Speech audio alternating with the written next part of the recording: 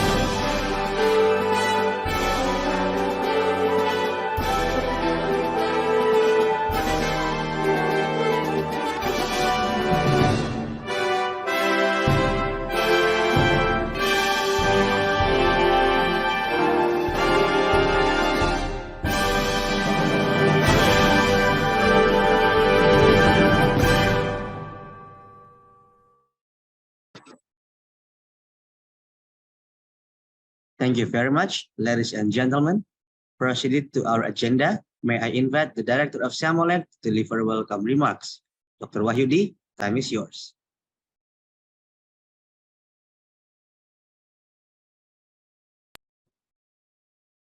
Thank you, Mas Akil. Yes, can you hear me, right? Clear, sir. Thank you so much. All right. So, dear distinguished guests, speakers, and participants, Assalamualaikum warahmatullahi wabarakatuh, and very good mornings. Greeting from Rixams. Well, I'm not in Rixam, Penang, Malaysia. By the way, so on behalf of Simolex, it is our pleasure to welcome you all to our regional webinars on reimagining open and distance learnings in Southeast Asian countries. The COVID-19 pandemic has presented us with unprecedented challenges, and the education sectors has been among the hardest hit. Well, as we navigate the new normal of physical distancing, the adoption of open and distance learnings, or ODL, has become more crucial than ever before. The shift toward online and remote learning has accelerated the use of technology to facilitate learning from a distance, and it has brought both opportunities and challenges to the forefronts. Ladies and gentlemen, these webinars will provide you an excellent platform for us to come together to share our experiences, knowledge, and insights on the current state of ODLs, also the adaptive technology use, the challenges faced, and the future direction of open distance learnings in our regions. We are very honored to have distinguished speakers from various member countries to provide their valuable input on these crucial subject matters. We would like to extend our sincere gratitude to all our speakers for sharing their expertise and experiences with us today. First, we are honored to have our former own directors, Professor Dr. Pauline Panens. She is the open distance learning expert and lecturer of Open University Indonesia as our keynote speakers. Thank you, Professor Pauline Panens. Okay. We also thrilled to have our distinguished speaker, Dr. Mik Chanteng from Cambodia, Dr. Hassan Khabibi of Indonesia, received by Mr. Mukti Bowo, Associate Professor Dr. Nurbiha Syukur of Malaysia, Professor Dr. Nuji of Myanmar, Dr. Melinda Bandalaria of Philippines, and also last but not least, Associate Professor Dr. Sita of Thailand, who will be presenting the respective countries' current state of ODLs and also exchanging information on the challenges and opportunities in the implementation of ODL. We do believe that invaluable contributions will provide a holistic view of the current state of open distance learning and offer insights into how we can move forward to ensure equitable access to quality educations for all learners in our regions. We are also very grateful to have Professor Nizam's PhD, the General Director of Higher Education of Ministry of Education, Culture, Research and Technology Indonesia, for gracing our webinar today. We cordially invite Professor Nizam to deliver his speech and officially open the webinar when the time comes.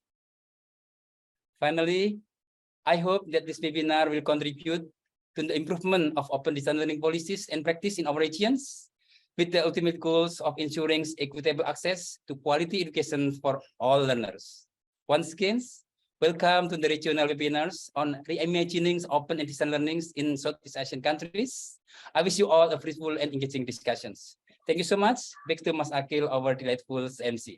Assalamualaikum warahmatullahi wabarakatuh. Thank you, Dr. Wahyudi, for the remarks. Proceed to our agenda. May I invite Professor Dr. Nizam, MSc, the Director General of Higher Education, the Ministry of Education, Culture, Research and Technology of Indonesia, to deliver his remarks as well as to officially open the webinar. Professor Nizam, time is yours. Assalamualaikum warahmatullahi wabarakatuh. Very good morning to all of you. Excellency and distinguished guests, Professor Uchat Teruchat, Director of Master Buka, Dr. Wahyudi, Director of Simolek, and all keynote speakers, as well as all participants to Simeo Regional Webinar on Open Distance Learning in Southeast Asian countries. First of all, I would like to welcome you all to this regional webinar and also to appreciate the Simolek for its initiative to host the regional webinar on open distance learning. we all have gone through pandemic COVID-19, which in the positive sides has bring us to the use of technology, especially in using online learning as part of the digital transformations that happen in our higher educations. In the past 3 years, we see mushrooming of MOOCs and also online learning, open distance learning using technology in any corner of the world. In Indonesia, more than 8 million students embarks on online learning within our more than 4,000 higher education institutions. The existence of MOOCs and open distance learning has been very fruitful in overcoming the problems with the pandemics. And although pandemics has been transformed into an endemic status, but the presence of technology, online and open distance learning remains with us. We now see the opportunities and the benefits of using technology to deliver courses in a massive scale. At the same time, in Indonesia, we implement the Kampus Merdeka program, in which students can take courses from any institutions outside their own university. The Kampus Merdeka program has opened up a new horizons for students to learn from by many means from many institutions in country and outside country, as well as from the industry through micro credentials and through credit earning activities that can be taken outside their own campus. This opens up a new horizon for open distance learning in enriching our students with new skills, with new knowledge, with new know-how that it doesn't exist in their own university. With that approach, we give the opportunity for all students to access the knowledge, to develop their knowledge and skills by many means. By any means that student can experience learning through experiential learning, as well as to use online learning available globally, as well as locally, to enhance their knowledge with the supervisions of their professors in their own universities. With Campus Merdeka, it also accelerates the collaborations between universities and between universities and industries. So we break the barrier, the walls between institutions to make it more transparent and to make it more seamlessly interconnected between one institution with another. The focus is on students, how to give the most benefit to students to develop their competencies to fit with the jobs of today and for tomorrow and of tomorrow. In the past 3 years, Indonesia has seen a lot of new cyber university, including within UT. Now we have Indonesia Cyber Education Institutes. Also, we have Cyber Asia University in Indonesia. We also have Muhammadiyah Cyber University. We also have the Insan Cendekia University. All are cyber universities established in Indonesia. In addition to Universitas Terbuka, the Open University that has been has been in operation in the past 40 years. Open University alone, Universitas Terbuka has close to 1 million students in its list of students globally, not only in Indonesia, but also in more than 100 countries, if I'm not mistaken. So it is also very important to make use of technology in collaborating between one institution to the other, especially in the open distance learning and online learning. Now, distance become meaningless because the presence of technology bridges the distance and bring quality educations to all. This democratizes the access to quality educations from all over the world to our students.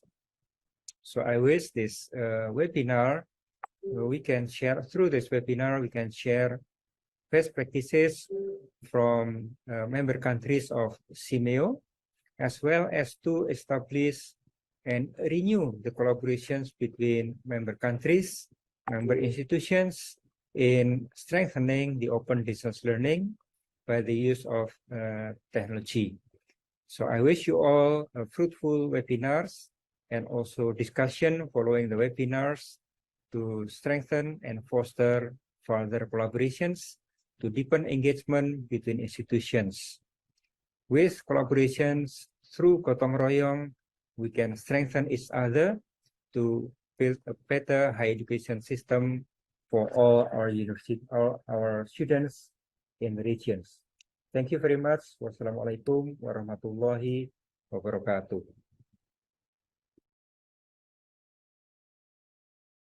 Thank you, Professor Nizam, for the remarks. Moving on to the next agenda, we will hear the keynote speech by the representative of the President of Asian Association of Open University. May I invite Professor Dr. Paulina Panen? The time is yours. Thank you, Pak Akil. Thank you very much. Ladies and gentlemen, a very good morning to all of you. Assalamualaikum warahmatullahi wabarakatuh. Allow me to use the avatar since we are now in the era of digital technology and immersive classroom and also metaverse. Okay, I believe CIMOLEC has been the lead of the technology innovation in distance education so far, and it has been 26 years from its inception. Allow me to represent Professor Ojat Darojat, who has another agenda in Medan right now. So may I share my PowerPoint, please, for the speaker. First of all, ladies and gentlemen, I would like to encourage all of us, the open and distance learning community, under the coordination and leadership of CIMOLEC, to seize the moment. Like Professor Nizam has just said just now, that this is the moment actually of, I would say, the winning moment of open and distance learning everywhere in the world, because suddenly ODL is just, you know, a very daily life in everybody's in the world globally.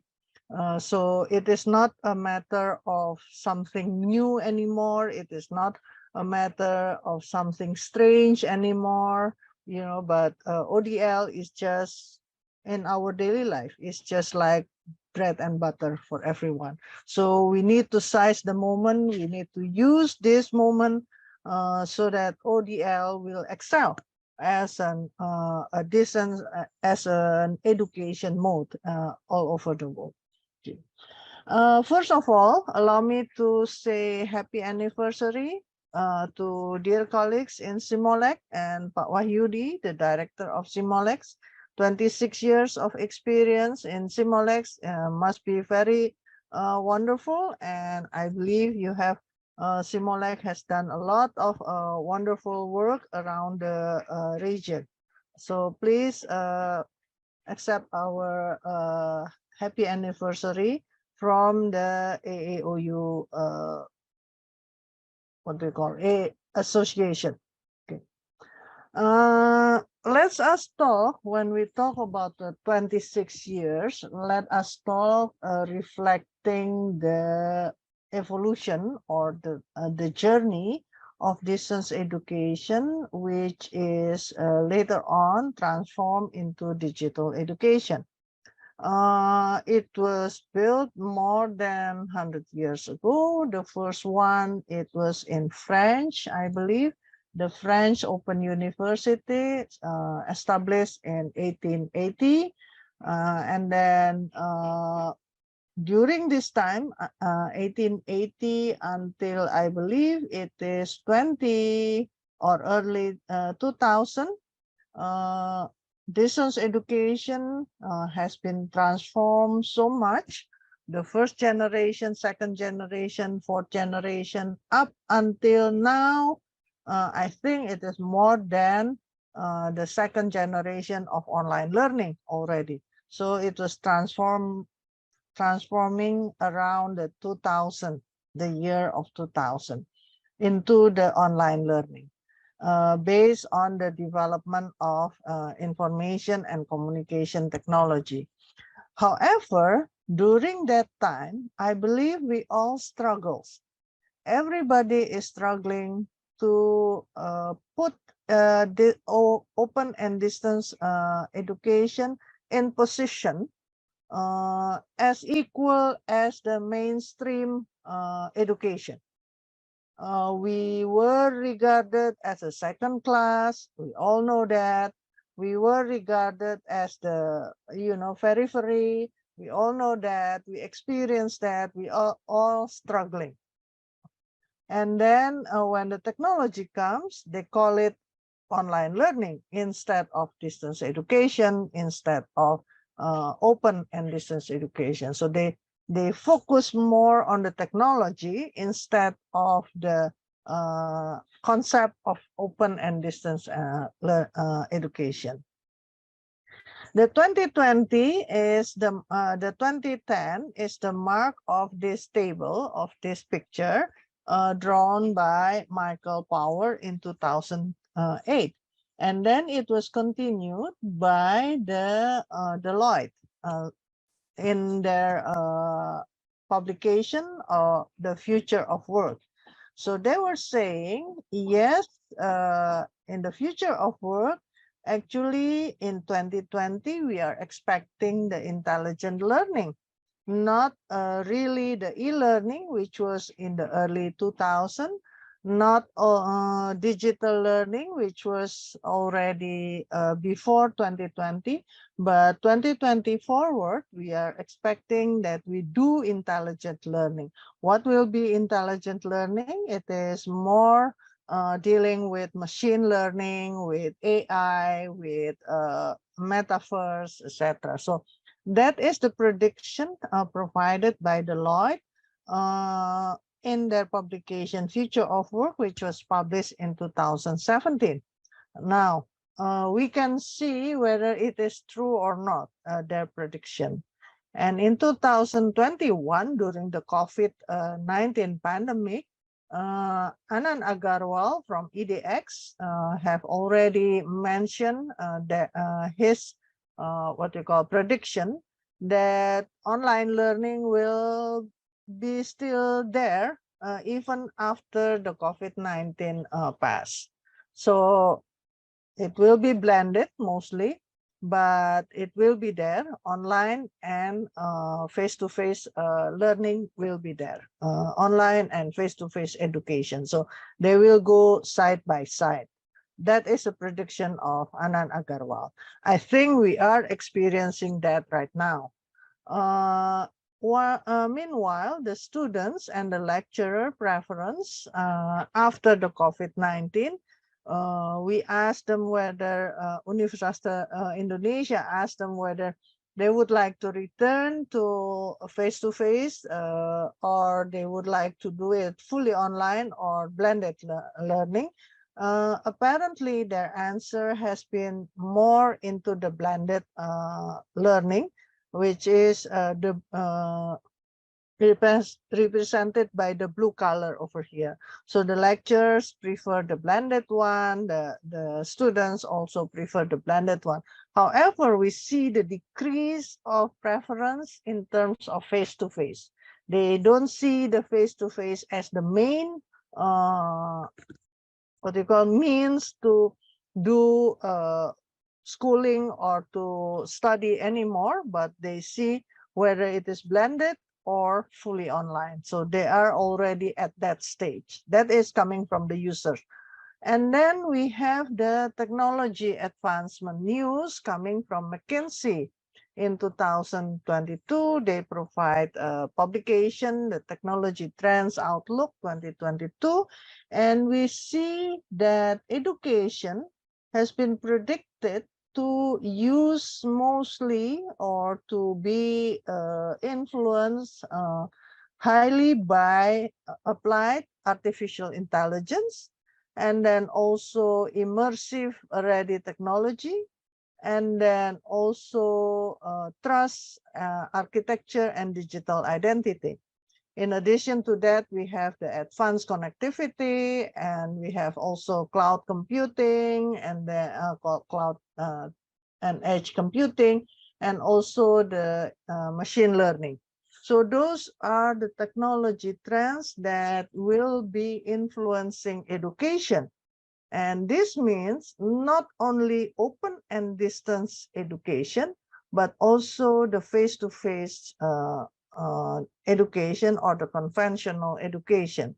Now, how far ODL can answer to that calling or that trends that is predicted by McKinsey, and how far ODL can lead the education business with this kind of technology available for our practices. So that's the main questions. If we see the learning in the new normal based on the technology, based on the users orientation, and based on the prediction coming from various scholars, right now we are doing what we call a less contact after the pandemic, where the proportion of group instruction or face-to-face instruction becoming smaller and smaller. And if you do a survey to the teenagers, for example, they prefer not to do face-to-face what we call schooling anymore, because they said it is not, it is not fun. They have their own fun with developing or creating their own content for learning, actually. And that is when they do individual learning, when they do online learning, and when they do collaborative learning. So everything is based on technology, and the face-to-face meeting is only a small portion, used very wisely for practical purposes, for laboratorium purposes, etc. So with that, the last contact teaching and learning process, the principles of learning also changing. Learning is open. It is not limited to the 4 brick walls anymore. Learning is social. Sometimes the students can reach out to anybody, the experts, the friends, the colleagues from everywhere. So they are not limited anymore to whatever they have within the 4 brick walls. And also learning is personal, because the gain, of course, of education is very personal and is augmented by technology, augmented by AR, VR, etc. And it is multi-represented, and also anywhere, any time, and anybody. So that is the principles of learning right now. And we are also faced the issue of learning loss during the pandemic. However, later on, although the earlier study of the World Bank said that learning loss is measured based on the timing going to school or closing the school, But later on, the World Bank also mentioned that actually the extent of learning and earning loss, is determined more by the effectiveness of distance education. It is not because they skip schools or the school is closed or they didn't go to school, but it is because whether your distance learning provided to the students is effective or not. So that is our business. We are in the open and distance learning business. So we know what does it mean by being effective. Okay. The challenge that we face right now, ladies and gentlemen, can be summarized into 4 quarters. The first one is quality, like we mentioned just now. And then the other one is student success. Third one is the employer's satisfaction. And the fourth one is the impact of open and distance learning. Actually, if we have ODL, what does it actually helping the nation, helping the individual, helping the institution, etc. So what is the impact? Although we say that, yes, our provision of education in ODL is very high quality by any measure, and our student is successful, but we come to the questions whether we are actually making impact to everybody and to every institutions and to our nations, as well as to our region. So that's the main questions, I believe, the challenges that we need to answer. In terms of quality, I think everybody does it and everybody does it well. Regarding the design of instructional materials, the teaching and learning process, the research focus, and the lecturer qualification, also the accreditation. We have the ICDE, for example, for distance education accreditation, and also the world-class ranking. However, in terms of world-class ranking, it is not there yet. The distance, open and distance learning is not there yet. Open and distance education is not there for the standard yet. So now, for example, the Times Higher Education is socializing how do we measure ranking for the digital universities. So right now, this year, they are very active in socializing that. Hopefully, we can do something in our association, the AAOU. We can do something regarding the this open and distance education ranking. Thus far, we know that there is accreditation, but accreditation only guarantee quality, but world-class ranking means something else, which is more beyond the quality. Perhaps we can do something together on this. And then the other one is measuring student success. It is not saying that, yes, the number of our student is very amazing, is so much, is so many students coming to us, and then they graduated, they passed the exam with a high number, but is it really we are actually providing what we call student success? Passing the grade doesn't mean student success, because we have to go into other measurement, which is telling about the student success. For example, if we say that the rate of graduation per cohort in open and distance learning, in face-to-face, for example, it is 80%. In ODL, it is 60%. The earlier MOOCs is only 7%.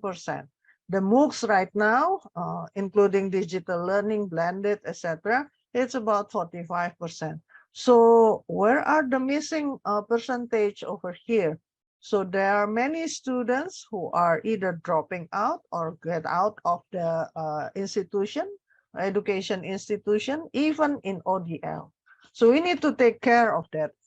Actually, we need to take a look closely at our situation and why is it like that and what we can do. And perhaps it is now the time for ODL to seize the moment, saying that we can make our student more successful than in the previous years and then anybody else. So that's, I think, the key, that everybody, all of us, can do something together here. The other thing is about the outcome. Yes, we hear that, okay, employer are satisfied with our graduates, the students are satisfied, they have the learning journey, wonderful learning journey, and the lecturer also satisfied. Is it really true? Is it the outcome that we are expecting, or what else actually? The measurement for the outcome needs to be standardized, and also we have to do something. These are all for seizing the moment. I would say that, oh, hey, open and distance learning that we are now, we are successful, we are of quality, and we are really taking care of our students, and we are making impact. Okay. And then in terms of making impact, we know that we are not the only one anymore right now.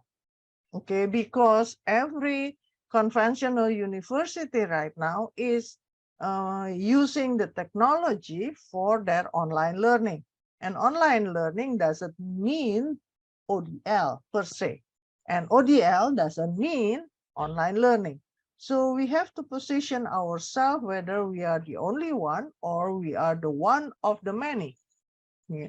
In terms of if we are the one of the many, so no more single open universities in your country. For example, in my country, suddenly there are 4 cyber quote unquote universities, and then we have study programs in conventional university offering online education. So Universitas Terbuka is not the only one anymore. We are the one of the many. We are one of the many institution. We are one of the many providers. So what we will be? Will it be stay the same like this, doing business as usual, or we have to do something else, which is very innovative and answering to all the challenges that we face. So, okay, ladies and gentlemen, I think so far for the many decades, ODL has changed the landscape of education. We are creating new business of education, and we are expected not to stop right here. Although now everybody is doing ODL, but it is not the time for us to stop. It is the time for us to excel. It is the time for us to move forward with new businesses later on in our concept of open and distance learning. It is contextual to each country. It is what we call a driver for digital transformation in education. It provides leadership in digital learning, e-learning, MOOCs, etc. And then it offers, of course, flexible learning, unbundled, digital badges, micro-credential, and then it is based on collaboration and connectivity, and it is recognized. That is the most important, and it has impact. Okay, that is the new businesses that we need to continue, not to stop just because everybody is doing ODL right now. So yes, we are predicted, okay, we do this, the blended learning, etc., and the technology is developing and the user asking more. So we need to answer to that with new ideas, new strategies, and new business. Ladies and gentlemen, moving forward, let us once again seize the moment. ODL is quality. ODL is impactful. We need to prove that. ODL is collaboration. Yes, the Association of Open University in Asia is a collaborated agency for us to do the work together. ODL is technology-based, and ODL is the future of education. ODL is not going to stop. ODL is going to flourish. ODL is going to grow. Ladies and gentlemen, with new businesses, new innovation, new invention, okay, to make impact for the life of the people everywhere, especially the Southeast Asia region. Thank you very much, ladies and gentlemen. With that, I will stop my presentation. Thank you.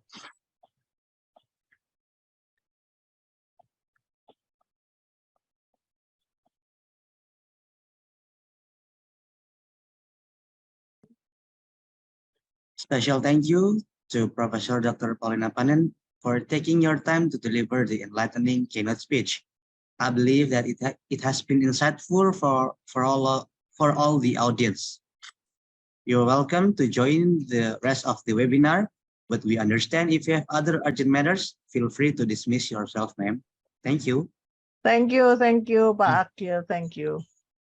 Ladies and gentlemen, proceed to the next agenda. We have 2 sessions for country presentation and discussion on this webinar. Furthermore, I would like to inform you that the moderator of our 2 sessions will be Mr. Timbul Pardede. Before we start this session, I would like to introduce you to our moderator for the session. Mr. Timbul Pardede is one of Siamal expert and has been working in Siamal for 26 years. Receiving his master's degree in instructional design and technology from Open University of Malaysia in 2011. Mr. Timbul has been appointed as a public relation and marketing manager on 2004 until 2009, and training manager on 2010 until 2015. Currently, he is a Siamal expert on training. Without any further ado, now may I invite Mr. Timbul Pardede to lead and facilitate the session. Mr. Timbul, the time is yours. Thank you, Mas Akil. My sound is clear, Mas Akil? Clear, sir? Okay. Good morning, ladies and gentlemen.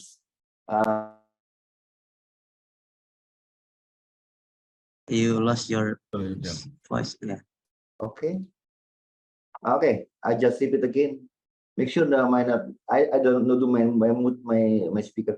Good morning, ladies and gentlemen, honorable speakers and partner and participants and committee of this online event. Welcome to the Siamalek Regional Webinar on Reimagining Open and Distance Learning in Southeast Asia countries. The webinars in the concept note is the aims to contribute to the improvement of open and distance learning policies and practices in the region, with the ultimate goal of the ensuring equitable access for quality education for all learners. First of all, allow me to introduce myself. My name is Timbul Pardede. Please call me Tim, and I'm excited to be the moderator for today's events. Now I may take your time to briefly explain about today's webinar. We will have 6 experts from Southeast Asian countries, with divided in 2 sessions to share their knowledge as well as experience related to the reimagining open and distance learnings in their respective countries. In sequence, in alphabetical for country presentation, they are. For the first sessions, from Cambodia, Mr. Ment Chantek, and from Indonesia, Dr. Purwanto. From Malaysia, Associate Professor Nurbiha Asukor, and for the second session from Myanmar, Professor Dr. Nunuyi. From the Philippines, Dr. Melinda de la Pena Bandalaria, and the last from the Thailand, Associate Professor Dr. Sita Yim Kuntitafon. Each of the speaker will have 15 minutes to deliver the presentation materials, and we will have the question and answer session that at the end of our speaker. Without further ado, may I call for the first speaker, Mr. Mek Chanteng from Cambodia, with the topic Reimagining Teaching and Learning of Technical Education at General and Technical High School in Cambodia post-pandemic. Mr. Mek Chanteng has received his doctoral of philosophy in educational management, Division of Educational Management, Department of Educational Policy, Management and Leadership, Faculty of Education from Chulalongkorn University, Thailand. He is currently a Deputy Director of Vocational Orientation Department, Ministry of Education, Youth and Sport, Cambodia, in charge of technical education curriculum development and research. Please, you mind the floor, sir, Mr. Mick Chantek.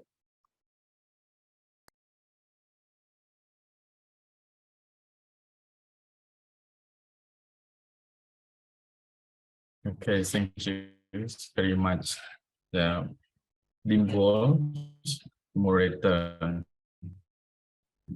Let me share my presentation.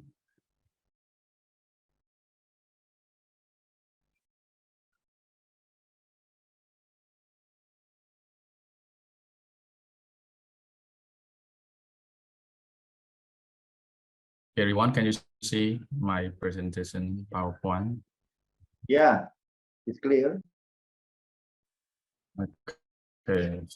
Yeah, first of all, I would like to pay my respect to Dr. Pandi, Professor Erin Zinam, Professor Dr. Palinas, for open remark. First of all, I would like to say thank everyone, guest speakers, distinguished audience for presentation today.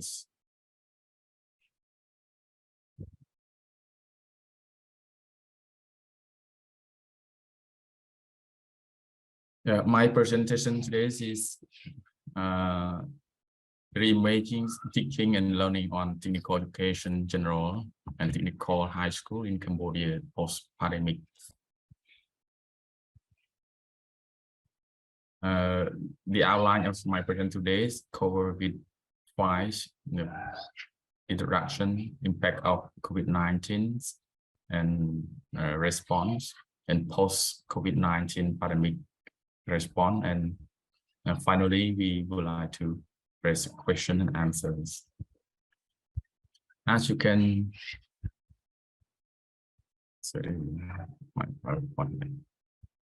as you can see that COVID-19 was declared by whom on the March 2020. It means that they are very shocked with this COVID-19. The widespread and across the world can impact from the COVID-19 in Cambodia. In Cambodia, also the government of Cambodia took decision to close all education institute on March 16, 20. COVID-19 pandemic has disrupted every aspect of people's life in unprecedented manner and intensified risk. In Cambodia, also affects our COVID-19 on education system. The student who fail to demonstrate a basic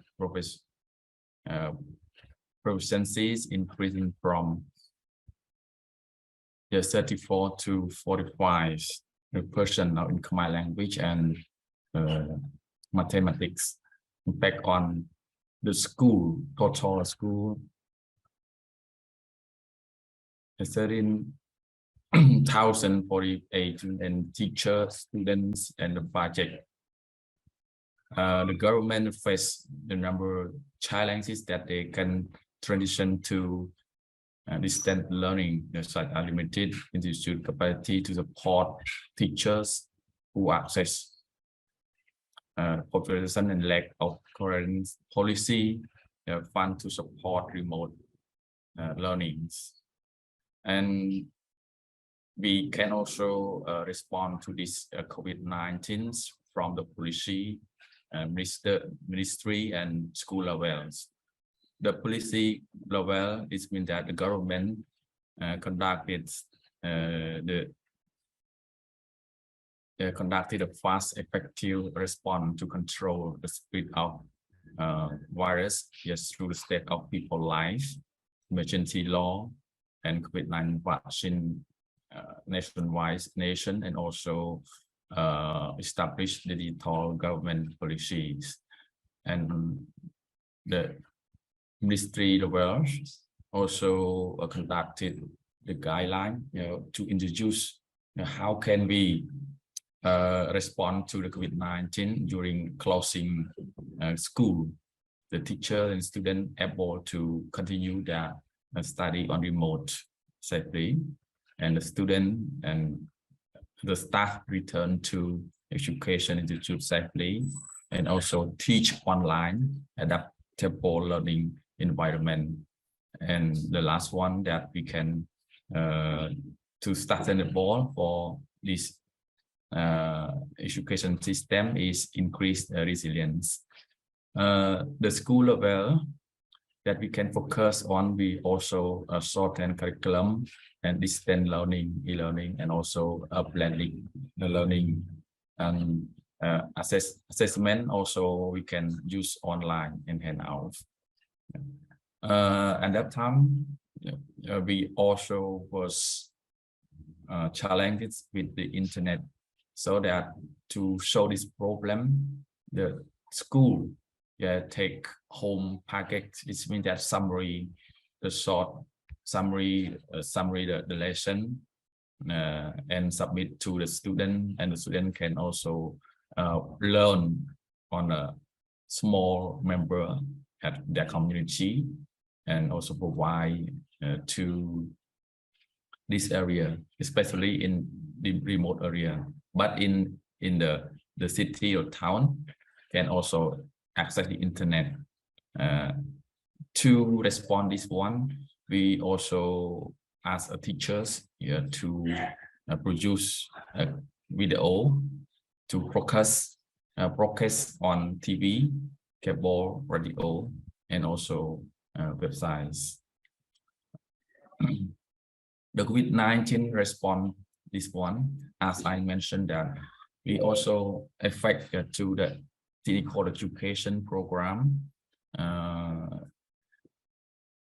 To respond this one, we ask the teacher to shorten their curriculum. It means that we select the core competency program on the curriculum, to summary, the short one, and then submit to the student for instruction, teaching, and learning. The student cannot access to in the internet. The teacher provides take-home targets. After that, if the student can access to the internet, and we can have distance and e-learnings. For assessment, it also like that. To respond the COVID-19 panic response, we think not only just a moment, we beyond opening the school, how education system can emerge stronger and better than before COVID-19. This means that how can we respond to these challenges, and then we can adapt to the situation and learn, grow together, and then we can also resilient with this COVID-19. How can we solve this problem?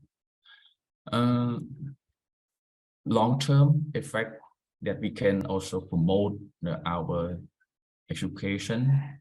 We consider the quality education from the quality of curriculum, quality of government and management of school, and quality of instructions, and quality of teaching material and physical resource, and also the quality of assessments.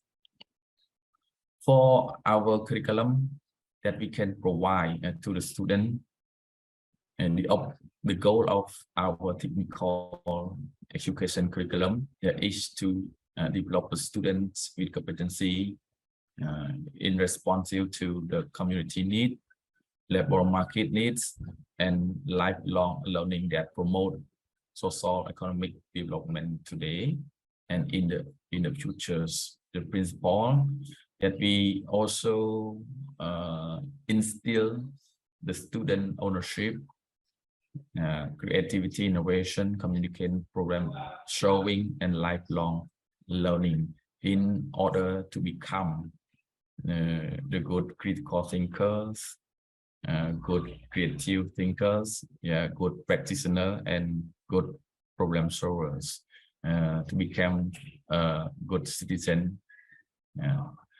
That's why focus on the learners in order them to active in participation, making decision, responsible, to foresee the creativity, critical thinking, cooperation, ownership, and practical respond to the 21st century skills.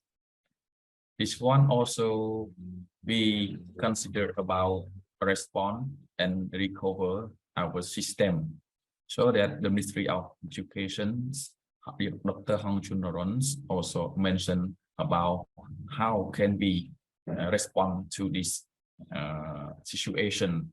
We also promote digital education. Learn, it means that the leaders to respond situation education challenges, it's time to transform education, digital transformation in education. It means that they he also comment to reinforce our system to learning management system to integrate all everything in teaching and learnings. We also promote technical education, like it means educational technologies that we can use here. Focus on three things. The first is the hardware, tablet, laptop, handheld device to make distance learning possible. Software also refer to the courseware, e-learning, adaptability help keeps learners to engage, and also education theory. We also smart and track model have take education approach. Here we consider about on-site and online. We can learn alone, learn virtual, and also learn together. For about how can we study on site, we also study individual, so that we install or equipment for the centers in order to facilitate the student to study individual, and can also to study in the groups like this activity. We also have equipment like this one is also we can learn together online by Zoom meeting, Google meeting, Team, Microsoft Team, and others. This is also we offer the course online, like this one.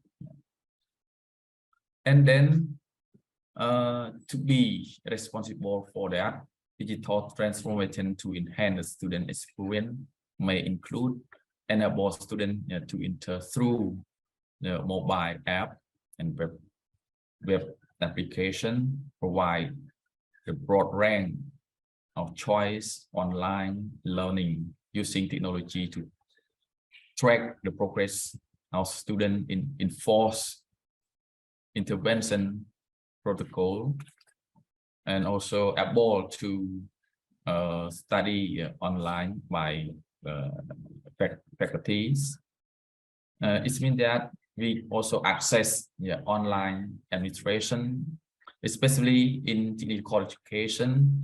Also, we consider the course online third-person integrated design. It means that we study theory in the class or the school or practice in workshop, and then we connect with the third party like industrial to design the course together dual system, and also develop digital learning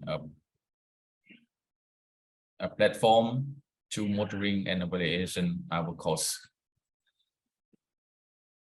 including my inclusion that we also like our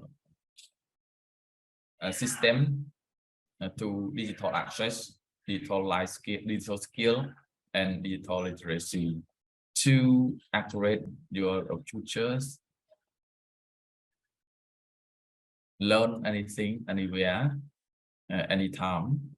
We must seize the opportunity to reimage clinical education, build a system that can be equitable, effective, and resilient in order to minimize costs and more maximize effectiveness.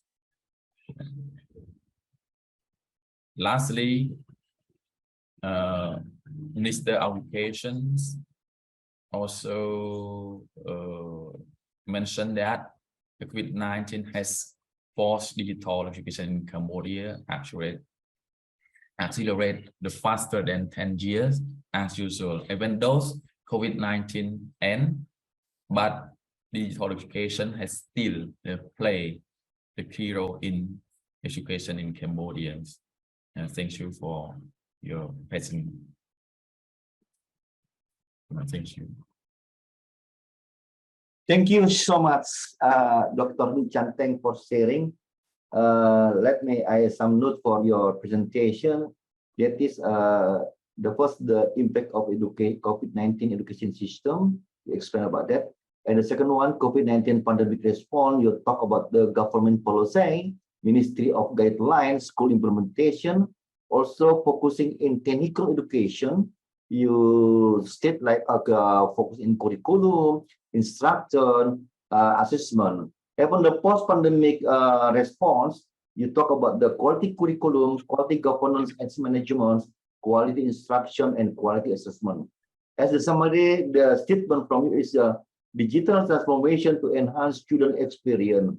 We must seize this opportunity to reimage technical education and good system in the education. Thank you so much, Dr. Lee Chanteng. I believe the material shared has been insightful to our participant. Just a little info before we go to our next speaker. If you have any question or comments to Dr. Lee Chanteng, please type into the comment box in YouTube. The comment will try to scan with some question. I will bring them up during the question and answer session. Okay, now we are moving to our second speaker from Indonesia. That is Dr. Purwanto.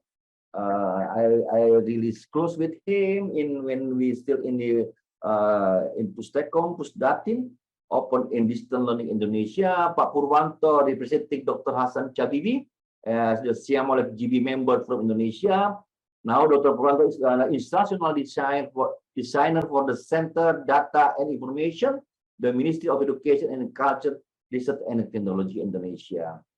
My big brother, Dr. Purwanto, nice to meet you. Nice to meet you too, sir.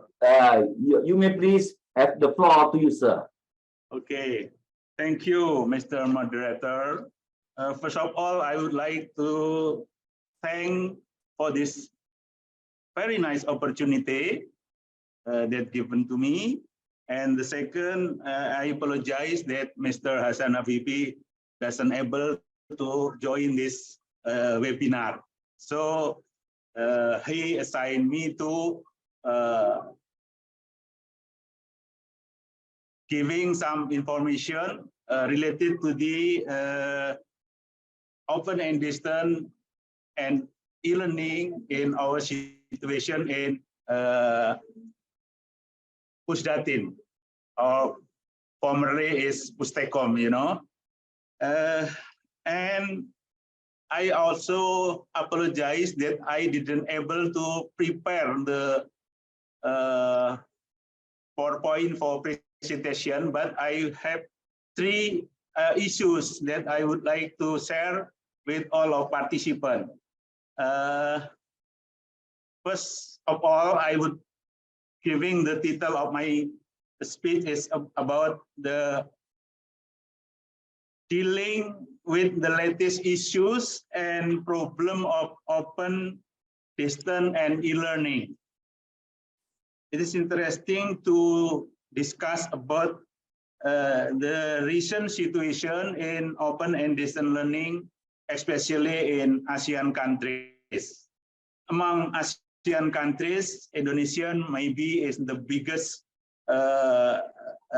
population, so the problem is also huge, Pak Timbul and our colleagues in ASEAN countries. We have so many problems and difficulties in developing what we call education program. Our minister have so many initiatives, and all of them is need the participation of all of government official, educators, and professional in so many sectors. So the issues related to the pasca pandemic in our situation is issues on readiness of people to become distant learner, to become independent learners. Since everyone should be stay at home, we introduce what we call belajar dari rumah, learning at home, also work at home, work from anywhere, work from home. This situation is very suddenly happen in Indonesia, and not every people ready to do that, to do the job, to do the learning. And our situation, so many people is stuck, yeah. They didn't do anything, so doing nothing, and what happened is learning loss. But we know also some of them have get help from government to get access to the internet, etc. They still access to the information, so they can learn a little bit. But also we know that some people also gaining what we call learning gain, not merely learning loss happen in Indonesia. Some people achieve what we call learning gain. So the discrepancy in between people is become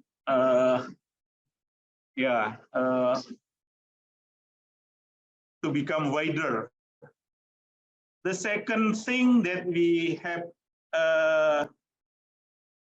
faced in our situation is the new disruptive technology become another challenge for every educators, how to conduct the teaching learning during pandemic and pasca pandemic.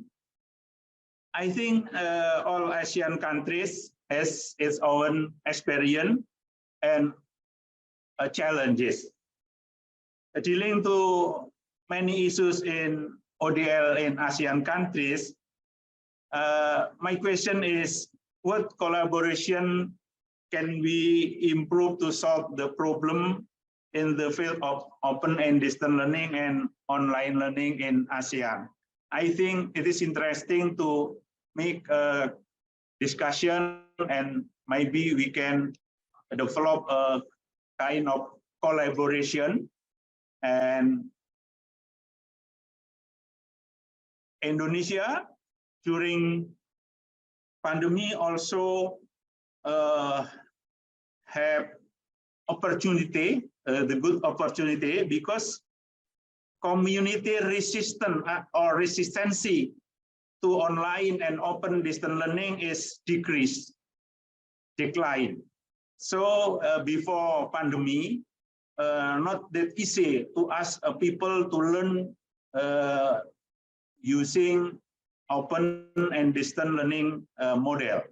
In Indonesia, blended learning and micro learning to improve competence of the civil government, civil apparatus is growing well, and training or learning, micro learning become more popular. But in recent months, we also have new issues rising. The open AI, artificial intelligence, become this new disruptive technology. Evaluation and assessment in online learning and distance training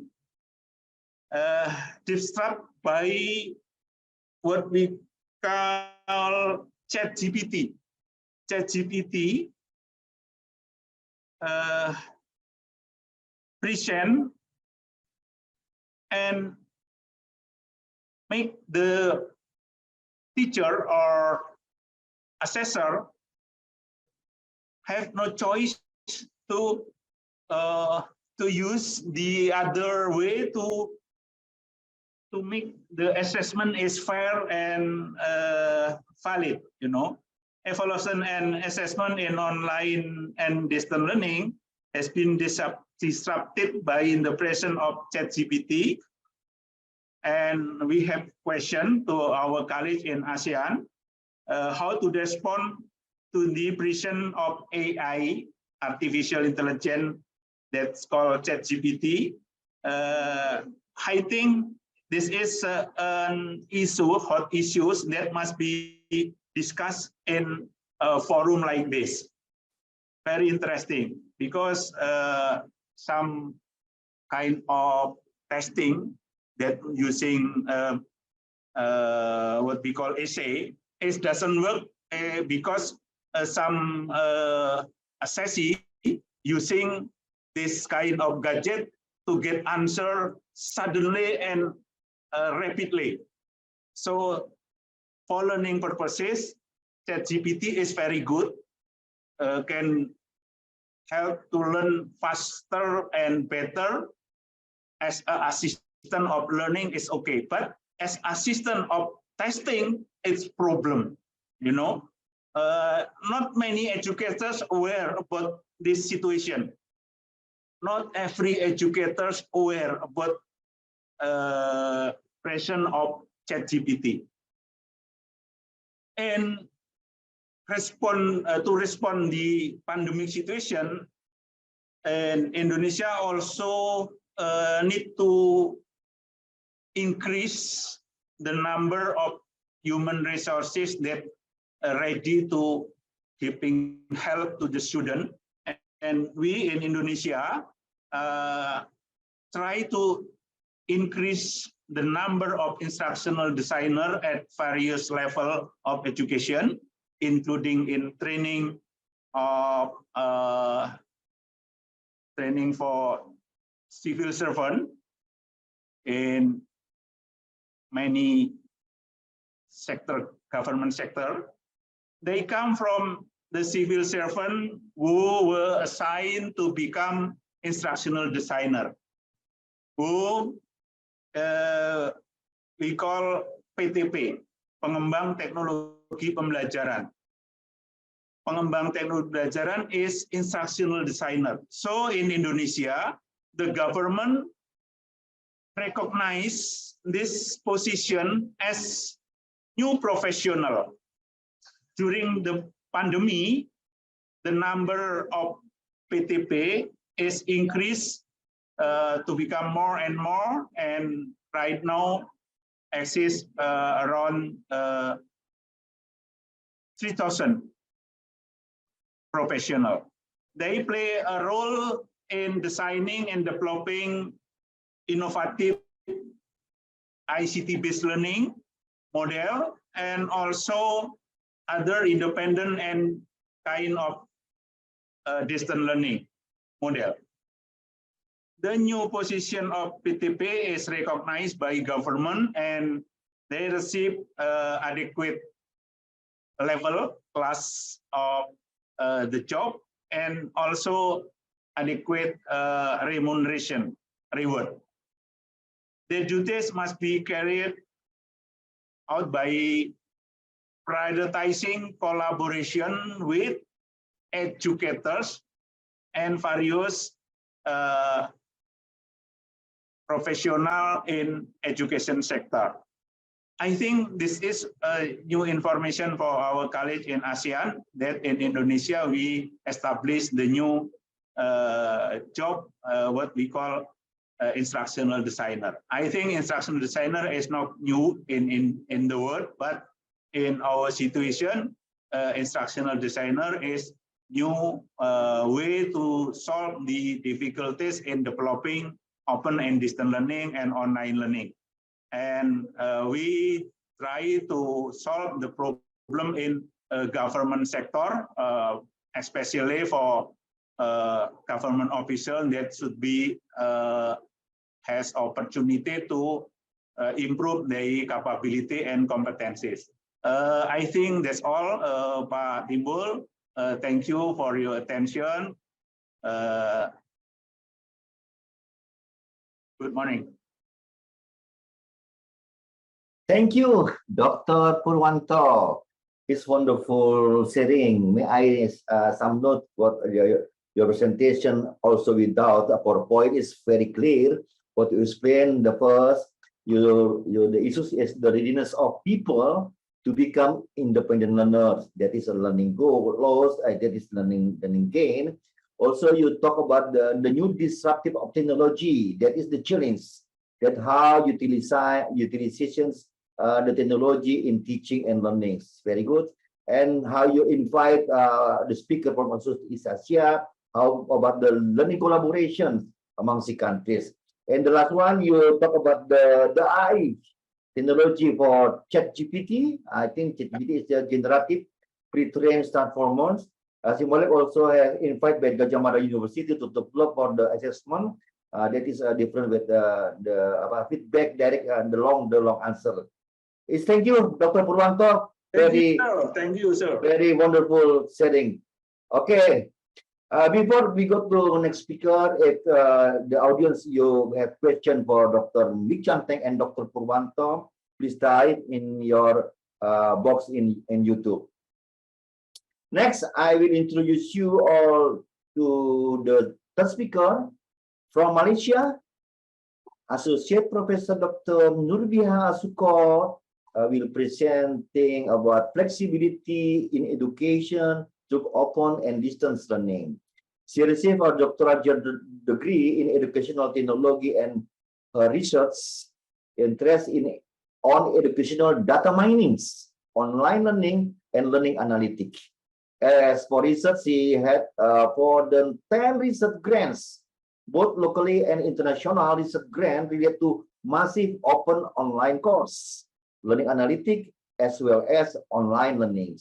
She is currently serving as Deputy Director of Center and Advancement in Digital and Flexible Learning at University Technology Malaysia, and also the Chairman of Malaysia Head of Public University E-Learning Council, MEPTA, since 2020 until now.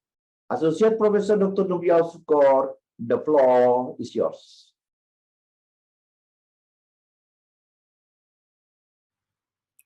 A very good morning. My name is Nurbiha and I am from Malaysia.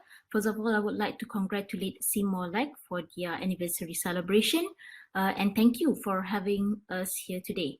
So my title of presentation would be Flexibility in Higher Education through Open and Distance Learning in Malaysia. So I'm going to walk through a little bit on how we differentiate between open and distance learning program versus open and distance learning courses. So the statistic that we have here is related to open and distance learning courses that we have in our higher education institution. The following data is about public universities though. We have micro-credentials, we have MOOCs, we have open courseware.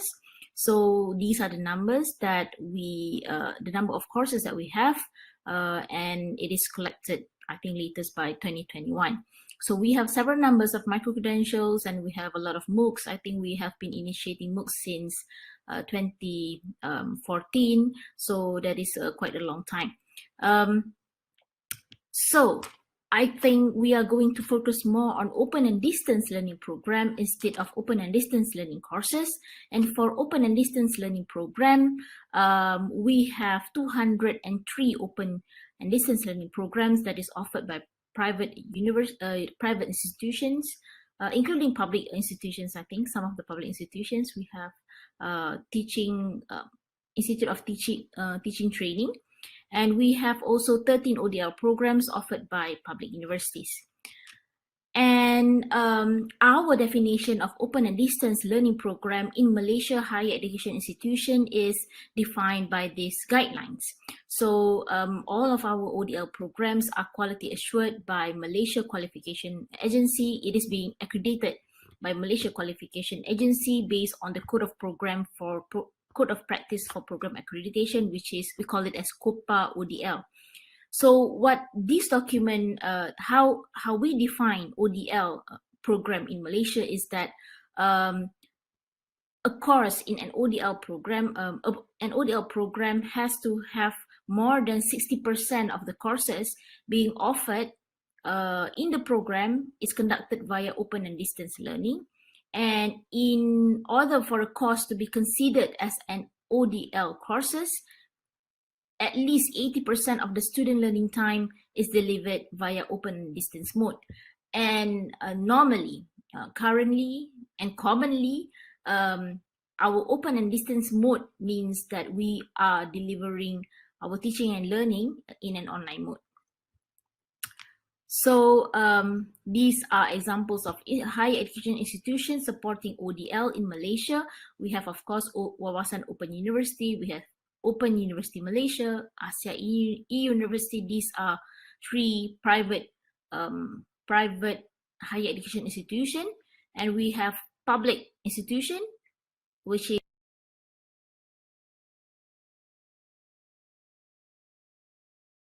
is Institute of Pendidikan Guru. This is Teacher Training Institute. We have University Technology Mara, University Science Malaysia, and we have University Technology Malaysia and University Technology Petronas, and many more. So what kind of program that we offer in Malaysia ODL? There are so many programs that we offer. I just list a few here. We have Bachelor of Education, Primary Education with Honours. In Mathematics Education, we have Masters in Education, which is Education Technology, that is my university. And from UTM, we also have Bachelor of Digital Creative Media. From Asia E-University, we have Postgraduate Diploma as well in Education from Wawasan Open University. So these are examples of ODL programs in Malaysia, to name a few. And I'm going to share a little bit how did we build an ODL program in Malaysia. So we normally follow what the accreditation body says based on the COPA ODL document that I showed you just now. So, but what we do in institution is that first we train the lecturers to design, deliver, and assess learning with ODL mode. So how to teach online, how to prepare, how to assess students' learning online. So we do this kind of training. And then the lecturers will start building the self-instructional materials, because self-instructional materials plays as a very important learning object in our ODL. And then we set up an ODL platform. So for example, in UTM, we have a dedicated platform for ODL students so that they can access to the learning management system and get all the materials. And this is where teaching and learning happens. And then we check for quality compliance based on COPA ODL document just now. And then we go through the accreditation process by MQA, and then only we offer an ODL program to our students. So this is what it looks like. Maybe I'm going to go through with you an example of ODL implementation in our institution in University Technology Malaysia, I think based on University Technology Malaysia experience in specific. So this is our learning management system.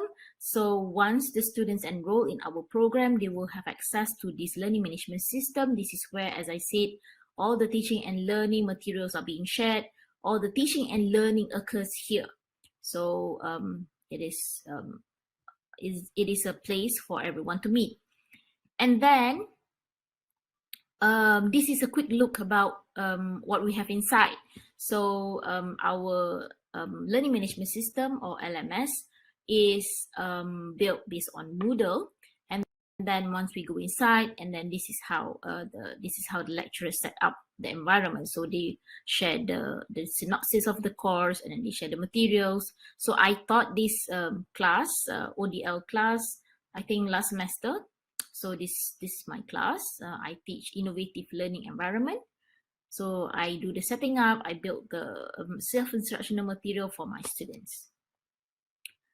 And in the learning management system, in the learning environment, in that specific course, we have SIM, which is self-instructional material being developed. So we develop SIM in several ways. So, and there are many instructional design that we propose to our academicians in a way that how can you build a good self-instructional material. So this is just one example. So you need to have the instructions clearly, and then you prepare your videos for your students to be able to learn independently and go through self-directed learning without you being around. And then we follow this kind of instructional design for ODL. We have 4 types. So you can design your ODL or your course through tell and test method, or you can design your your course based on tutorial based, or reflective action guide, or mixing the IDs. So this is where how a lecturer can customize their learning environment in specific tests in their specific class. So tell and test is where, for example, a lecturer give a lecture and then provide an assessment based on lecture.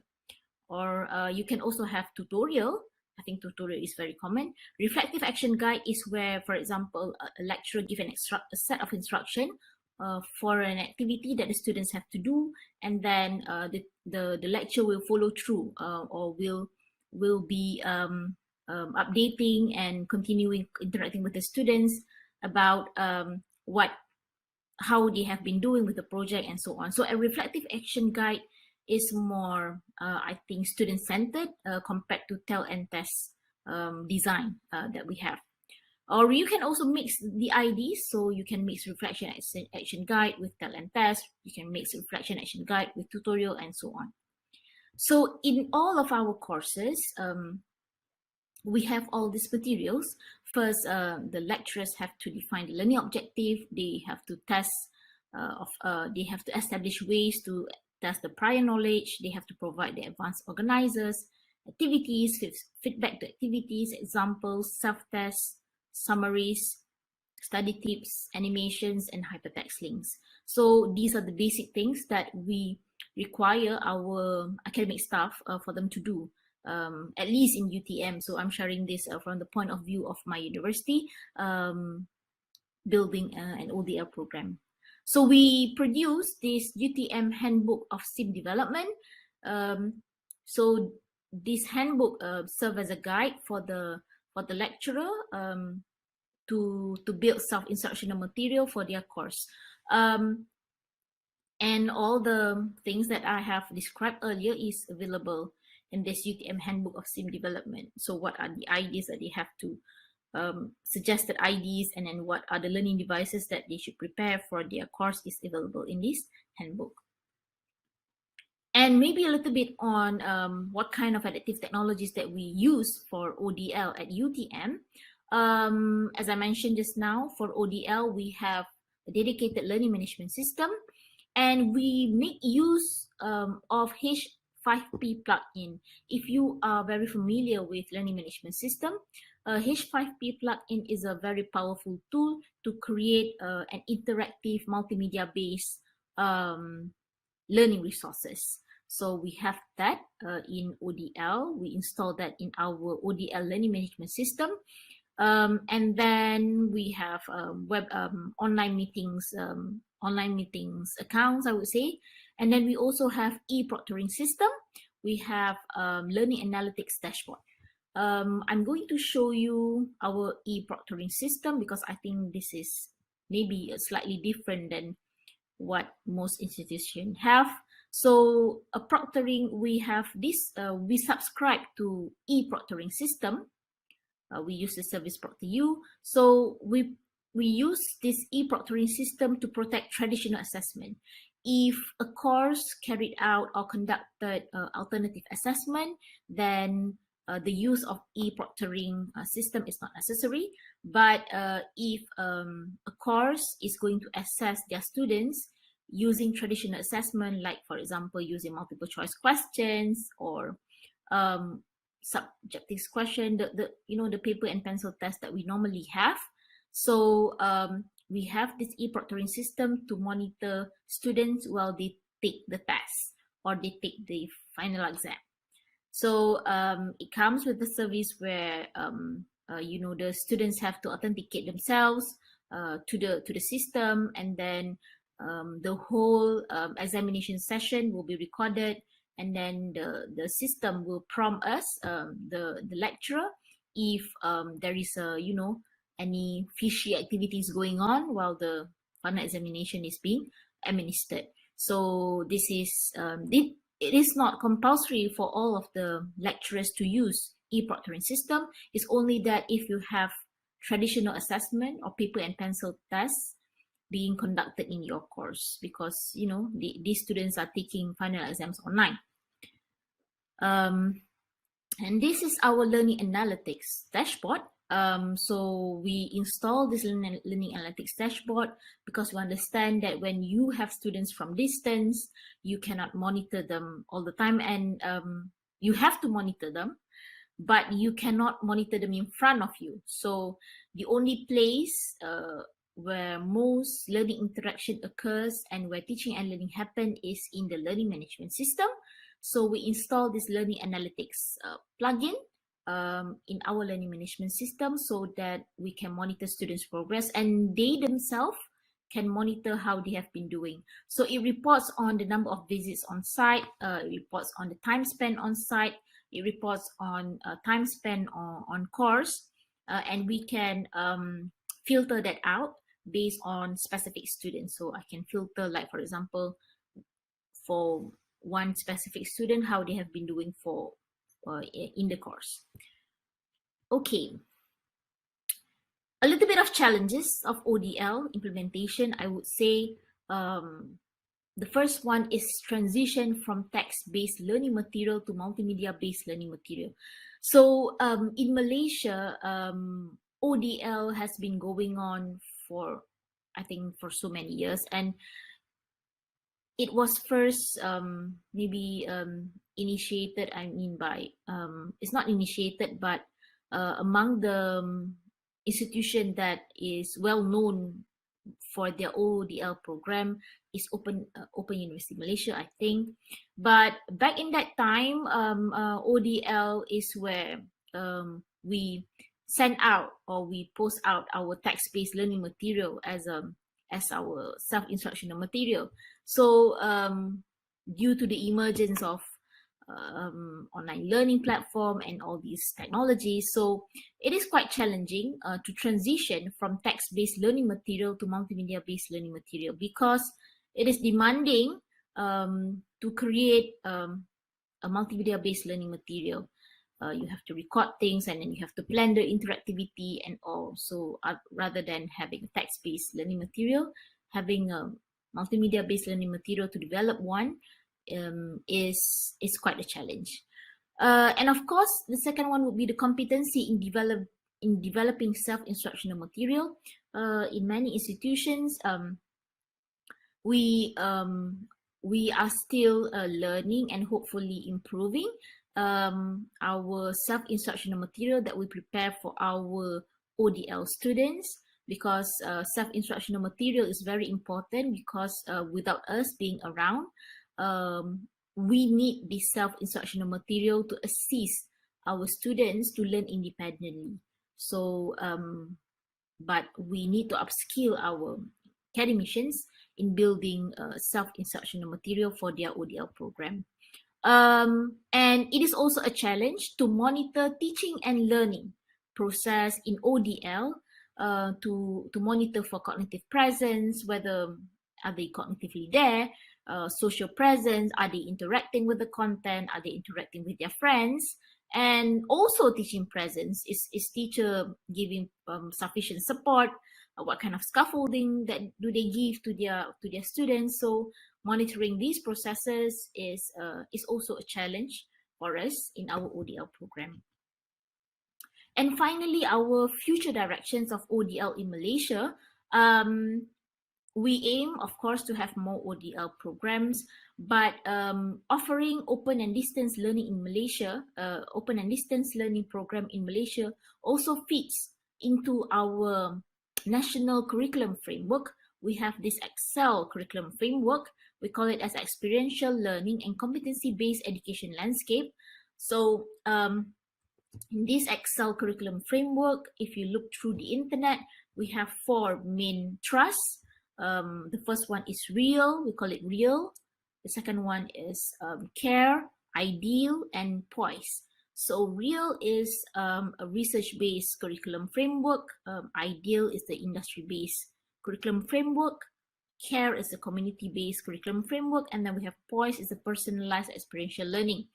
So in this personalized experiential learning framework, we aim to have more flexible curriculum being developed in Malaysia higher education institution to promote flexibility and more choice for our students. So this is just an example of the general model.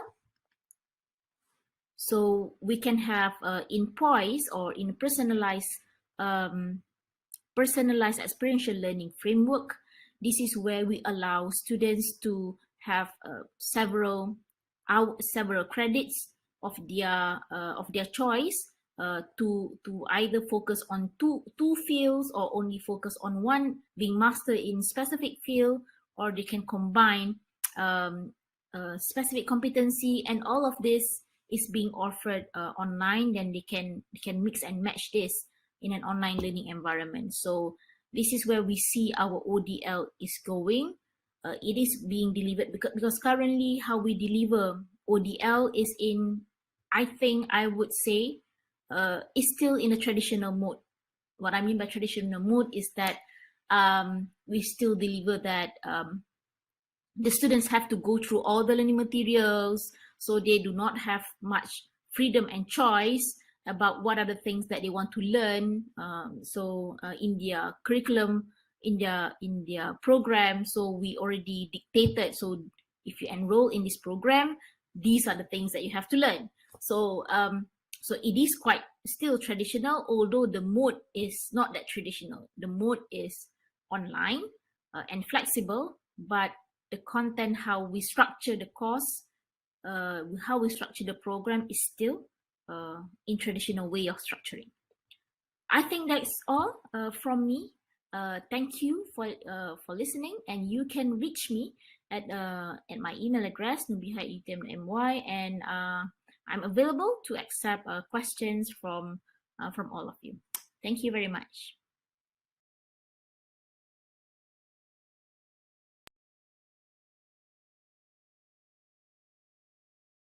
Thank you, Associate Professor Nurdia Al-Sukor.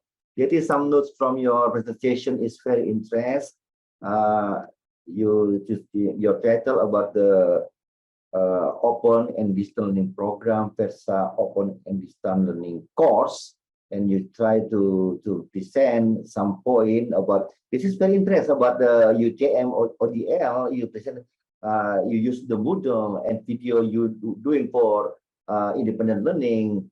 And that is in the LMS, you talk about a tell and test tutorial and reflection, reflective action in the instructional design. It is the very important one I see. So that is some learning devices like learning objective and other feedbacks. Also, you try about UTM handbook of sim development. That's very good. This is so very the new one for me to learn. And about the adaptive technology for other UTM about the LMS. It's 5P plugin. That is the technology with the very interactive the website, the LMS. Also, online meeting use WebEx. You use a proctoring system. I just share I graduate from Open University Malaysia. Also, I use this one proctoring system because I do examination from Jakarta. That is my lecture in Malaysia. Yeah. That is to protect traditional assessment. Very good system. This is one. Also use the learning analytic dashboard to monitor students' learning progress. And the last use talk about the challenge of ODL. That is a transition from text-based learning to multimedia learning material, and the competency in developing self-instructional material or SIM. That's very good. Monitoring teaching and learning for cognitive presence, social presence, and teaching presence. And the last for spiritual direction, you talk about the Excel and also about the voice. Once again, thank you, Professor Nurbia. It was very insightful presentation. My pleasure. Okay. So we will go to ahead and take some time for the question and answer session. It looks like we have a few questions. Committee, can you please share the slide for selection questions?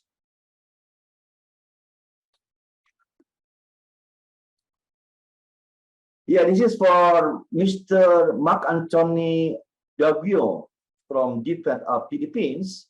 The question from the all speaker, may I invite first for Mr. Min Chanteng to answer, and Dr. Purwanto and the last associate Nuria Suko to answer. All of you answer one by one. The question is, what are the best ways we can do to intervene learner who has difficulty in reading through online? That is a challenge. The question is the challenge of open and distance learning. What are the best way we can do to intervene the learner who has difficulty in reading through online? I invite Mr. Mick Chanteng. Yes. Yeah, thank you for your questions. Very interesting questions. Yeah, what are the best way we can do to intervene learners who has difficulty in reading through online? For my point of view, I think that there is very special case for the learners, especially online. We just only reading text, but for the learner who has a difficulty in reading, also has recording video upload to the platform, and then we can publish to the broadcast or website. I think that is the best one. But the other one is that we also can link to the link to the application. Can we convert the text to the sound to help them better understanding of the context and also the meanings. Thank you. Thank you, Dr. Cek Manteng. I invite from Indonesia, Dr. Purwanto. I hope the question is answered very good. Pak Purwanto, you Yes, still sir. okay, sir? Yeah. Very good question. Answering to question of Pak Mark Anthony from Philippines. The best way to help those have trouble in reading online, I think the first one is get them to take advantage of any kind learning tool that's ready nowadays. So many learning tool. For example, if you learn about language, yeah, Duolingo is helping student to literate in using such a tool that very easy, very interesting, like playing game. And there are so many learning tools, hundreds, yeah, more than 300. Let them know that so many technology ready to give help to them. It's the first one. The second one is to encourage the motivation to learn more and more, to learn deeply.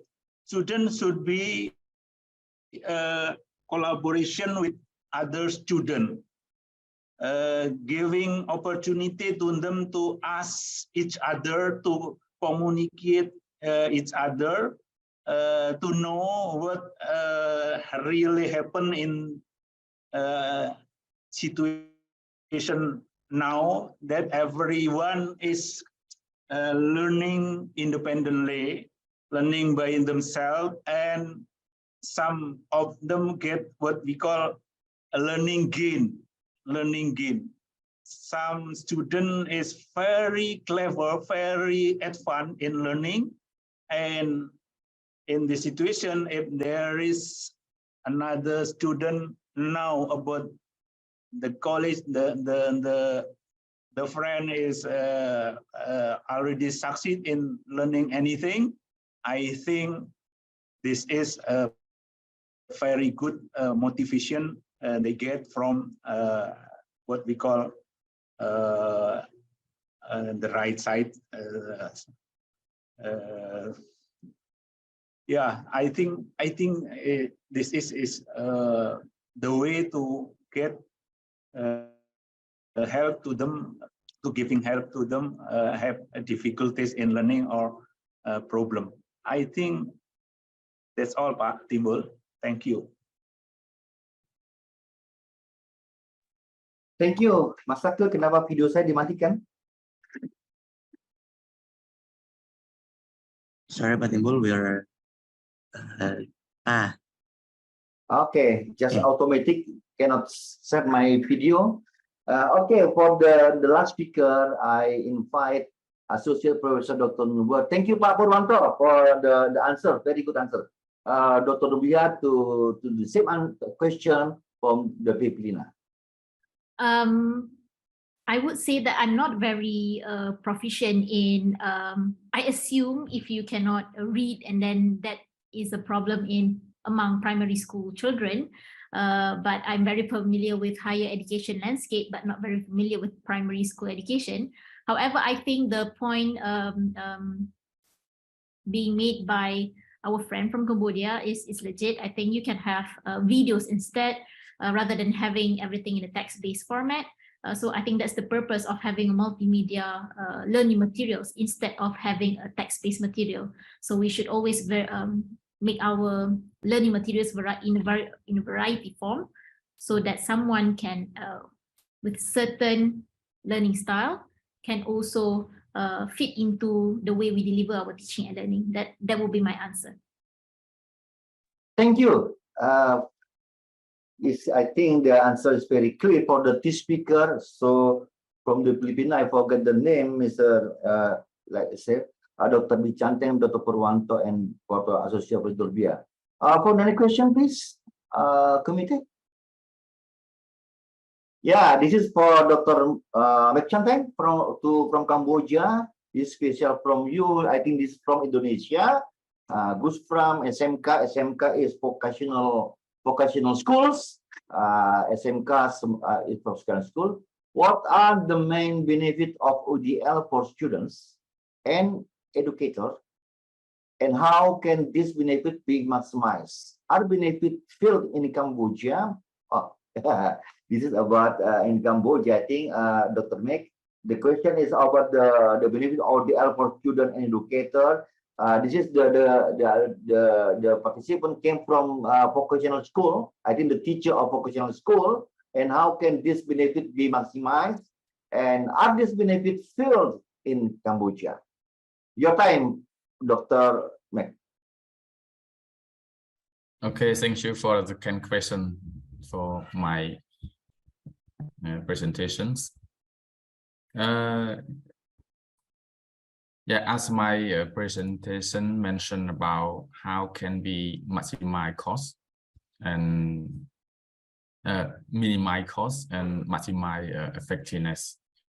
Yes, actually, when we conducted online program, we generally it take less cost. For example, now we are webinars, a conference.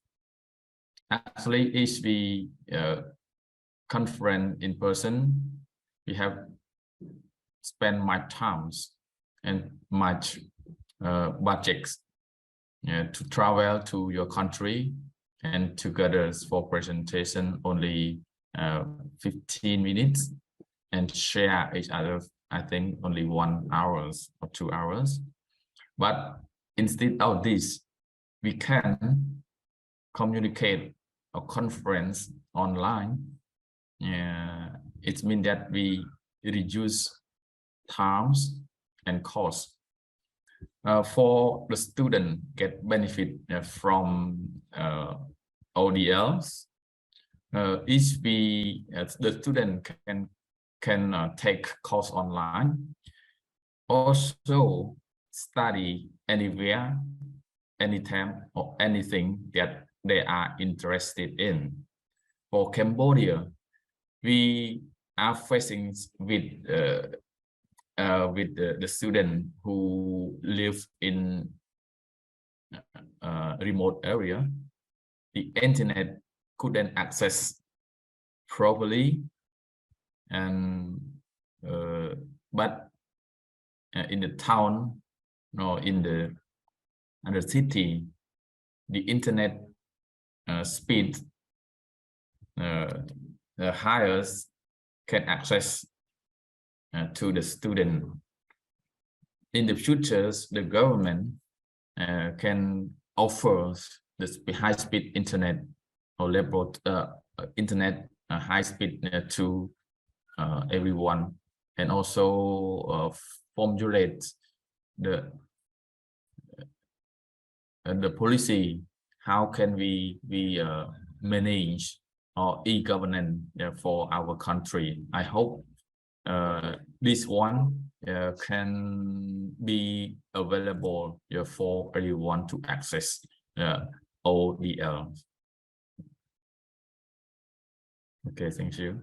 Thank you, Dr. Mekchanteng. Very clear for answering the question. Hello, Pak Agus Pram from SMK Jaya Bakti. Mr. Chanteng already answered your question. For next question, please, committee.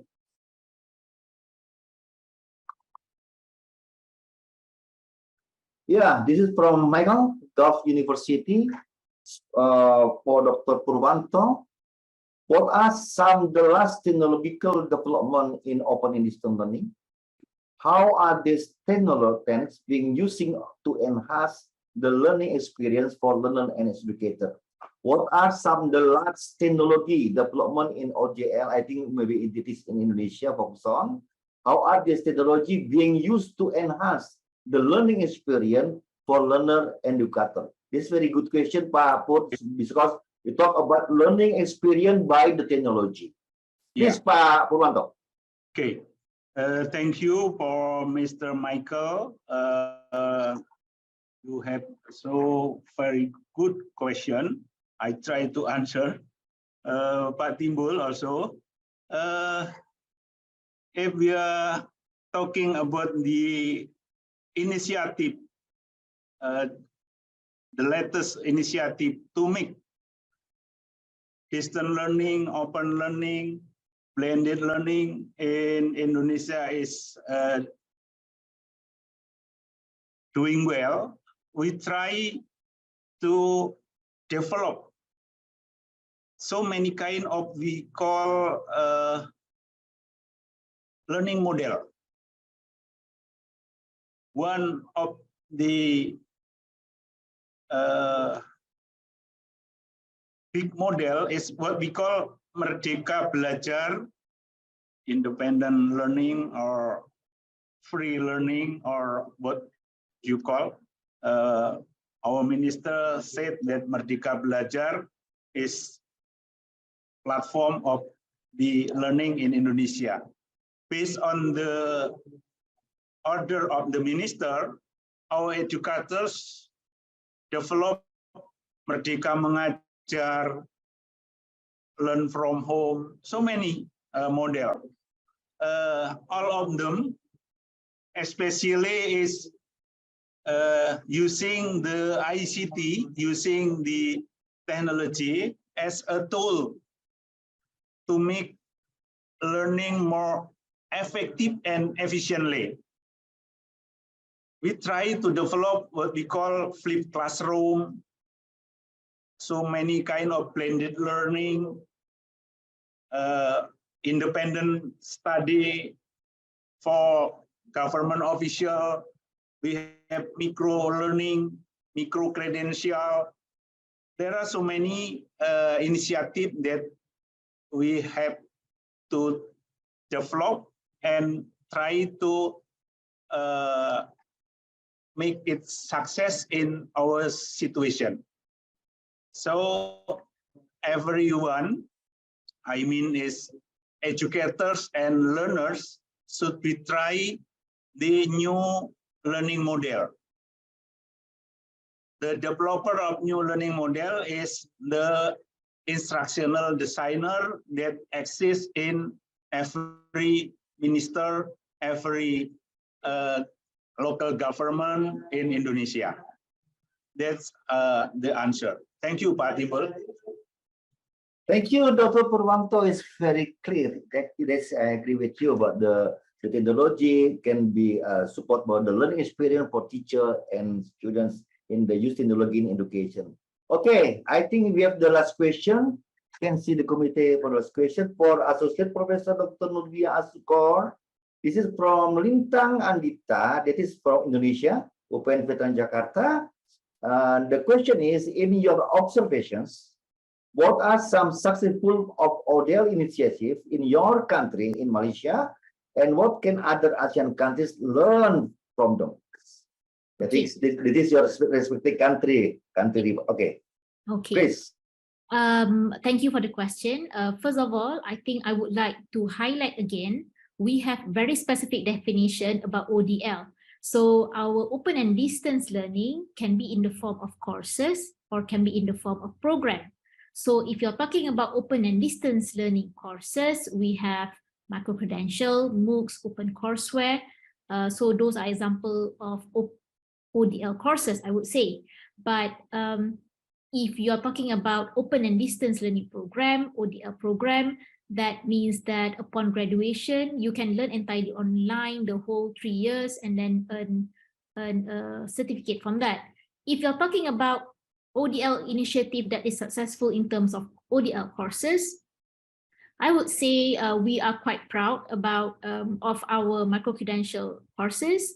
We in fact have this credit transfer program, credit transfer mechanism for students who wants to learn in any MOOCs, for example, from Indonesia or from any other country, and then they can apply for credit transfer from the certificate that they obtain from that MOOC into the current existing education system. So that is MOOC initiative or ODL course initiative that we have in our country. I think that maybe not very common in some other countries, that maybe you can that maybe ASEAN countries would like to explore more. As for ODL program, so as I elaborated earlier, our ODL program, we have several characteristics for our ODL program.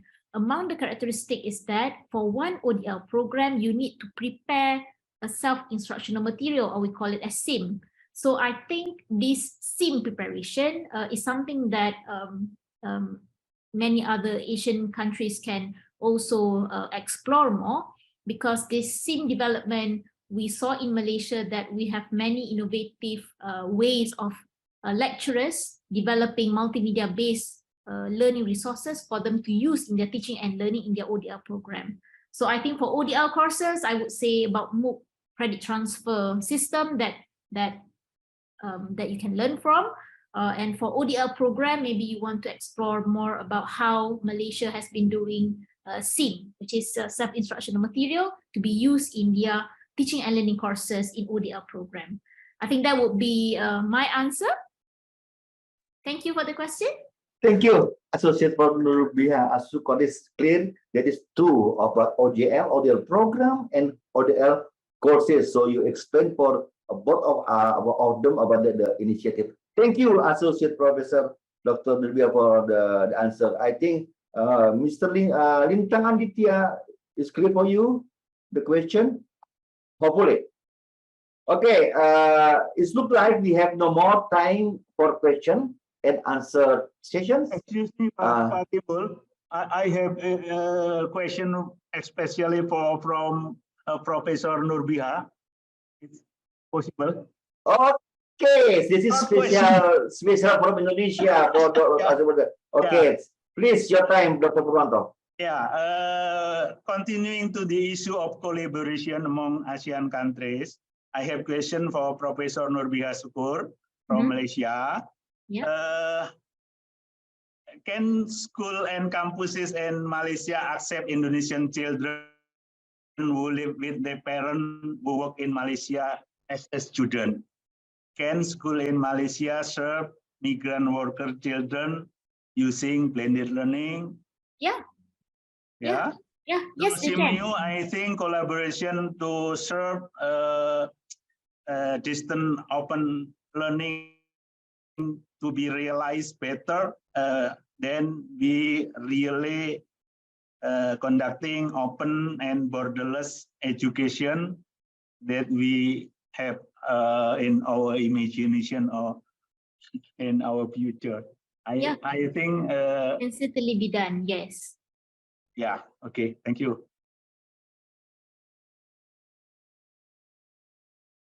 Okay, Dr. Purwanto, is clear for you? Yes, very good. Very good. Yeah.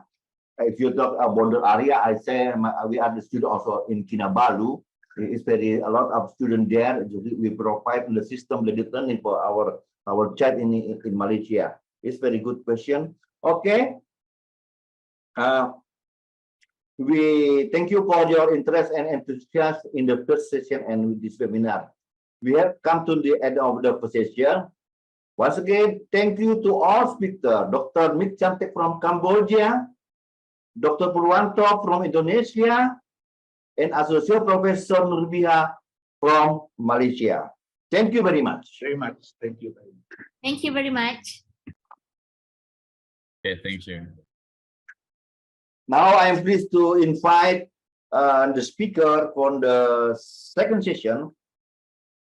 The first speaker, we invite Dr. Nunduyi from Myanmar, will presenting about transformation of teaching and learning design in Yangon University of Distance Education. Dr. Nunduyi, in 2024, she received her PhD in intellectual property law from Yangon University with a thesis protection of intellectual property rights in the context of traditional medicine knowledge. Currently, she is a pro-rector in Yangon University of Distance Education of Higher Education, and this is very special, the governing board member of Siamo Simolek. Now, may I hand over the session to you, Dr. Nunduyi. Yes, your time. Good morning, dear ladies and gentlemen. Minglawa. I am Dr. Nunui from Myanmar. Firstly, I would like to thank you, the director of Samuel Lek and his team. And thank you very much for having the opportunity to attend this ceremony and participate as a speaker. The topics I am going to present is transformation of teaching and learning design in Yangon University or distance education. The discussion points are introduction, background information, transformation goal, transformation strategy, research and impact, challenges and future direction, and conclusion. In my introductory part, this presentation may bring a significant effort by the university to improve the quality of education and enhance student success in the context of distance learning. This transformation effort involves redesigning courses, incorporating new technology, and providing professional development opportunities for faculty, among other strategies. Through this effort, the university aims to address the challenges faced in teaching and learning design and achieve its mission of providing high-quality education to students. This presentation will provide an overview of the transformation effort, its goals, strategy, and impact so far, as well as future direction and challenges. The purpose of the transformation of teaching and learning design in Yangon University or distance education is to improve the quality of education and enhance student success in the context of distance learning. The scope of this transformation effort includes redesigning courses, incorporating new technologies, providing professional development opportunities for faculty, and other strategies to address the challenges faced in teaching and learning design. The ultimate goal of this transformation is to provide high-quality education to students and prepare them for success in their career and personal life. It can contribute to the development of their workforce and advancement of the society as a whole. Then, I will present about background information of Yangon University or distance education. Myanmar has a long history of offering education through distance learning. The Yangon University or distance education was established in 1998 to provide access to higher education to people who cannot attend traditional university. Our vision is to promote the educational opportunity by providing the technology-mediated distance education to all who wish to realize their ambition and fulfill their potential. Yangon University or distance education offers undergraduate and graduate programs in various fields of study, including social science and natural science. Yangon University or distance education also offers degree, diploma, and certificate courses under the HRD program. Especially, long online classes are popular among the students and highly demanding. HRD program also intend to be lifelong learning process. According to the National Education Law 2014, higher education institutions implement to create the good educational environment to upgrade the quality of teaching, learning, research, and administration through the effective use of information and communication technology.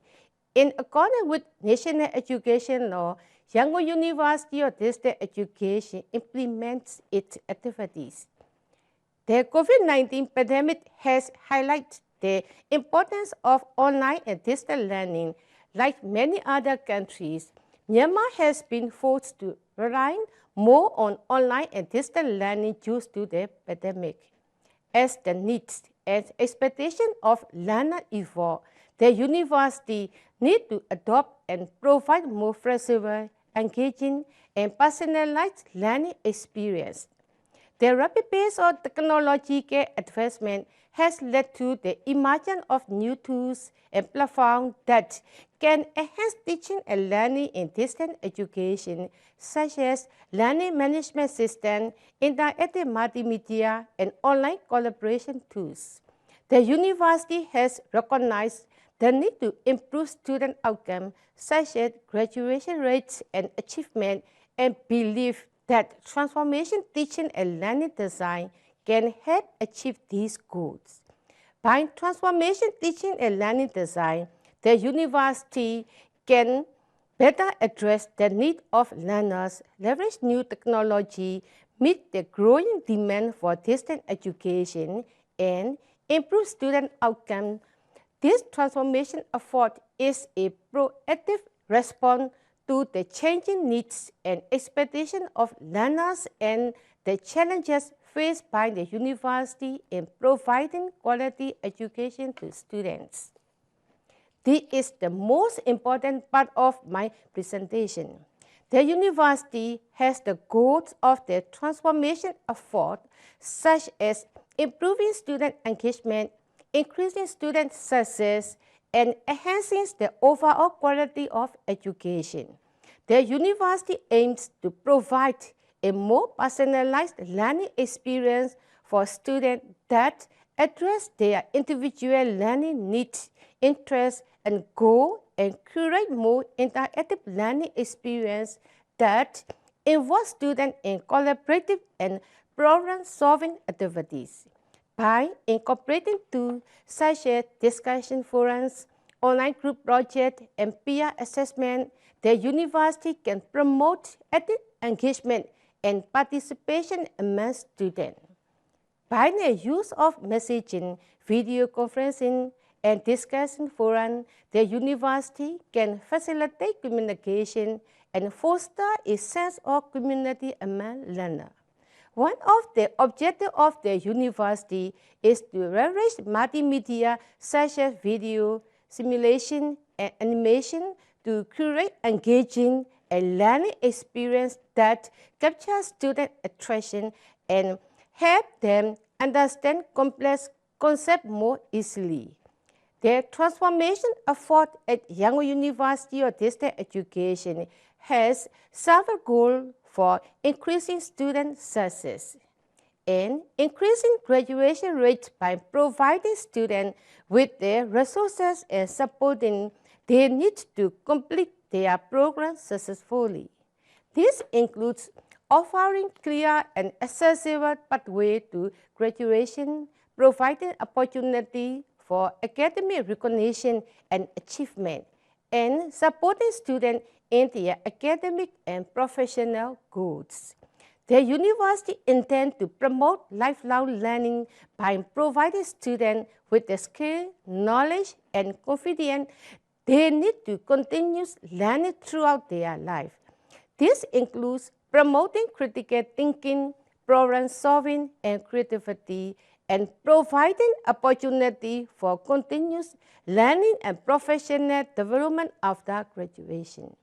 By focusing on these goals, the university can provide a more effective and supportive learning environment that promotes student success, enhance student outcomes, and prepare students for lifelong learning and career success.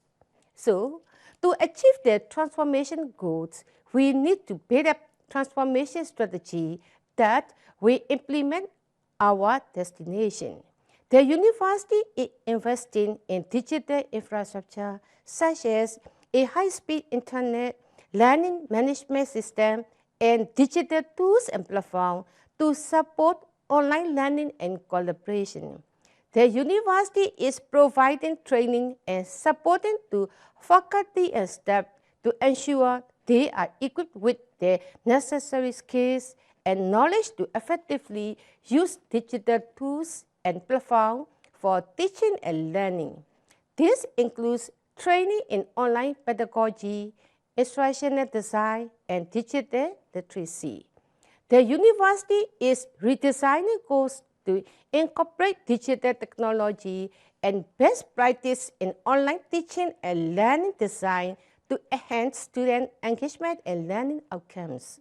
Yangon University of Distance Education is utilizing various strategies to provide professional development opportunity for faculty by providing training and supporting to faculty to ensure they have the necessary skill and knowledge to design and deliver effective online course effectively. This includes creating opportunities for faculty to share best practice for professional development opportunities to support faculty in their teaching and learning design. The university is also providing ongoing support to faculty to ensure that they have the necessary support and resources to effectively implement their teaching and learning design.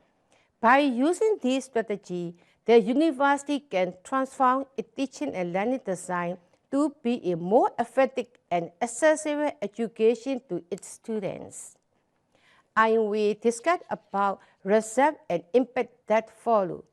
By offering innovative and effective online education, the university can enhance its reputation and attract more students both domestically and internationally. By providing professional development opportunities and encouraging collaboration and innovation, the university can improve faculty study more and job certification, which can lead to higher level of engagement and productivity. Overall, the transformation effort has the potential to significantly enhance the quality of education at Yangon University of Distance Education, improve student outcomes, and enhance the reputation of the university. By providing innovative and effective online education, the university can better meet the needs of students, faculty, and staff, and ultimately contribute to the development and growth of the region and the country. It is noted that, especially in collaboration with Samuel-led given at the training course such as whiteboard animation is very kind of you.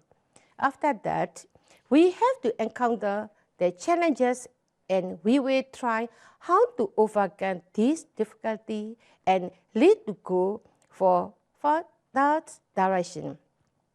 One of the biggest challenges is ensuring that all students have access to the necessary technology and internet connectivity to participate in online courses. The university needs to provide support to students for their possibilities. Another challenge is ensuring that faculty are adequately prepared to design and deliver online courses. The university needs to provide ongoing professional development opportunities and support to faculty to ensure they have the necessary skills and knowledge. Ensuring the quality of online courses is challenges that need to be addressed. The university needs to establish quality assurance mechanism to ensure that online courses meet the same standard as face-to-face courses. The future direction for the transformation effort at Yangon University of Distance Education includes continuing to invest in technology and infrastructure, providing ongoing support to faculty and students, establishing quality assurance mechanisms, and expanding the range of online courses and program offered. However, there are also several challenges and future directions that need to be addressed to ensure the success of the transformation effort. Let me conclude my presentation. In conclusion, the transformation of teaching and learning design in Yangon University of Distance Education is an essential effort to improve the quality of education by incorporating new technology, providing professional development opportunities for faculty, and implementing effective teaching and learning design strategy. The university can enhance its reputation and attract more students. However, the transformation effort also face several challenges. The university need to address these challenges and invest in technology, faculty development, and quality assurance mechanism. By doing so, the university can continue to innovate and provide high-quality education to its students, contribution to the development and growth of the region and the country. Thank you for your kind attention.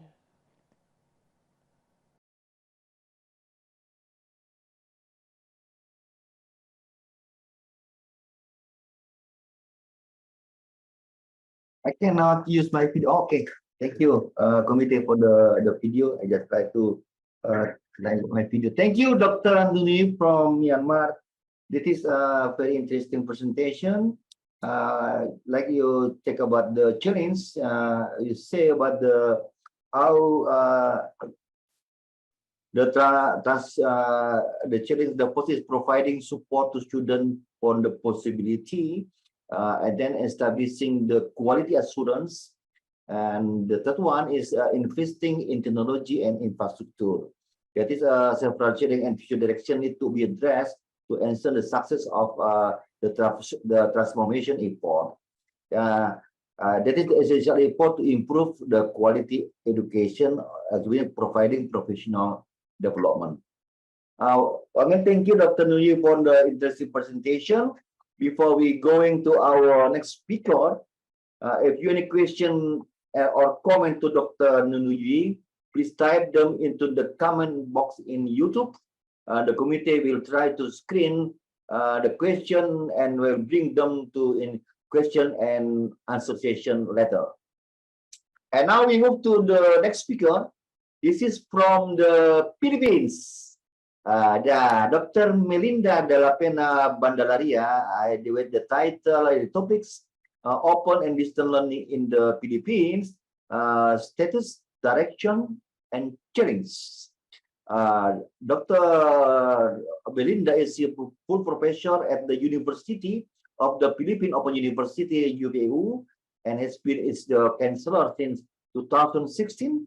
She also ambassador for Open Educational Resources, OER 2021 to 2022, and member of the executive board 2022 to 2025 of the International Council for Open and Distance Education, ICDE, and the governing board member of SIMOLEC. That is the from this year. I think for last year 2022 up to 2025, she also served as the president of the ASEAN Association of Open University (AOU) in 2017 to 2019. Her contribution to the field of open flexible distance learning has been recognized through the Meritorious Service Award conferred by the ASEAN Association Open University (AOU) in 2021 and the Prize of Excellence conferred by the International Council for Open and Distance Education (ICD) also in 2021. Please, Dr. Melinda, the time is yours. Good day, everyone. I send warm greetings from the Philippines to everyone who are here with us this day and participating in this online forum on open, flexible, and distance learning. So I would like also to thank the organizer of this online forum, the SIMOLEC, for giving me this opportunity to share my perspective about the future of open, flexible distance learning in the Philippines. So if I may share my presentation at this point. So as introduced, I am Dr. Melinda de la Pena Bandalaria, currently serving as the Chancellor of the University of the Philippines Open University. I also serve as a member of the governing board of SIMOLEC and also member of the executive board and the ambassador for open educational resources for the International Council for Distance and Open Education, or ICDE, and also a member of the executive committee of the Asian Association of Open Universities. So in this forum, I will be presenting about the open distance learning in the Philippines, its status, direction, and the challenges that we are facing in pursuing the direction that we hope to take for the future of ODL in our country. So for the first part, the status where we are now as far as open distance learning is concerned. First, we have an enabling mechanism for open distance learning, and that is the Republic Act 10650, or the Open Distance Learning Law. It provides support and mechanism for higher education institutions to offer programs, courses in the technology-enhanced or technology-enabled mode of delivery. So this law was signed or was made official last December 2014. And since then, we've been doing initiatives and programs to pursue and promote open distance learning, quality open distance learning in the Philippines. Another enabling mechanism is the presence of the University of the Philippines Open University. We are part of the only national university in the country, and therefore we are mandated to help other educational institutions to offer quality education, not only in the distance education mode, but also in the conventional mode of instruction. So we are also mandated under the Republic Act 10650, the ODL law, to help other HEIs in planning and offering quality education through the distance learning mode of delivery. So UP Open University, my university has was established in 1995, and we're fully online, 100% online since 2007. And we've been offering massive open online courses since 2013. At present, there are about 100, more than 100 massive open online courses that we have developed and offered using our own platform and targeting different types of lifelong learners. We are also, UPOU is actively advocating for open education and also in training professionals. And we are actively engaged in activities that are of regional coverage, that is of Asia, through the Asian Association of Open Universities, and globally through the ICDE. There are also about 20 other higher education institutions that are offering programs in the distance learning mode. They are, most of them or all of them are dual teaching universities. That means to say that they have residential programs.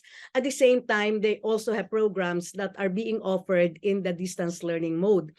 They are seeking accreditation from the government, specifically from the Commission on Higher Education, so that they can be accredited institutions to offer programs in the distance learning mode. We have also a draft national policy on open educational resources, and this was drafted as early as 2015, 2016, but still waiting to be officially endorsed by the three government agencies which are mandated to look into the basic, vocational, and higher education in the country. And of course, in the country, we are also advocating for inclusive OERs or the IOERs. And we have already conducted 2 UNESCO-funded workshops on inclusive open educational resources. Still on the status of open distance learning in the country, we have many or several open educational resources repositories. 2 are with the University of the Philippines, the TVUP, and 1 with the UPOU, University of the Philippines Open University, through the networks that upou.edu.ph. For higher education, we also have the PHil CHED Connect. We also have 1 for basic education being managed by the Department of Education. Also, and I think this is true for other countries as well, after the COVID-19 pandemic, there are many universities who are now interested to offer courses or programs in the distance learning mode of instructional delivery. And that is for more agility and flexibility, so that in the face of other disruptions like natural calamities, disasters, etc., they can still ensure the continuity of learning for their students. And also many other universities consider distance learning as a new business model since they can enroll the non-traditional learners. There is also an increased collaboration among the distance education providers in the country with establishment or formation of the consortium of distance education providers in the Philippines with 8 founding member institutions. UP Open University is one of them, and we spearheaded this collaborative engagement. Now, for the direction, I look at the direction of open distance learning in the country to be captured in the 7-point agenda. And this is something that as part of the national university in our country, something that we can pursue in the Philippines as far as open distance learning is concerned. And of course, this is also aligned with our mandate under the Republic Act 10650. So one is the micro-credentialing initiative with the following strategies. So we've been doing this, but we would like to engage more stakeholders when it comes to micro-credentialing. So one is the unbundling of the traditional degree programs into shorter degree programs. We've been doing this. So we've been offering certificates, diplomas, etc. Unbundling of the traditional degree courses into shorter micro courses with specific skills or learning outcomes that are needed by the industries. We also plan to pursue more inclusion by offering some micro courses as massive open online courses. So they will still get credit that are stackable, and using open educational resources to provide content to the micro courses. And of course, the integration of the basic features of the universal design for learning, both for the massive open online courses and the open educational resources. Of course, just like any other micro credentialing initiatives, the micro credentialing that we plan to pursue have stackable credits towards macro credentials, and therefore they are anchored. These micro credentials are anchored in the national qualifications framework.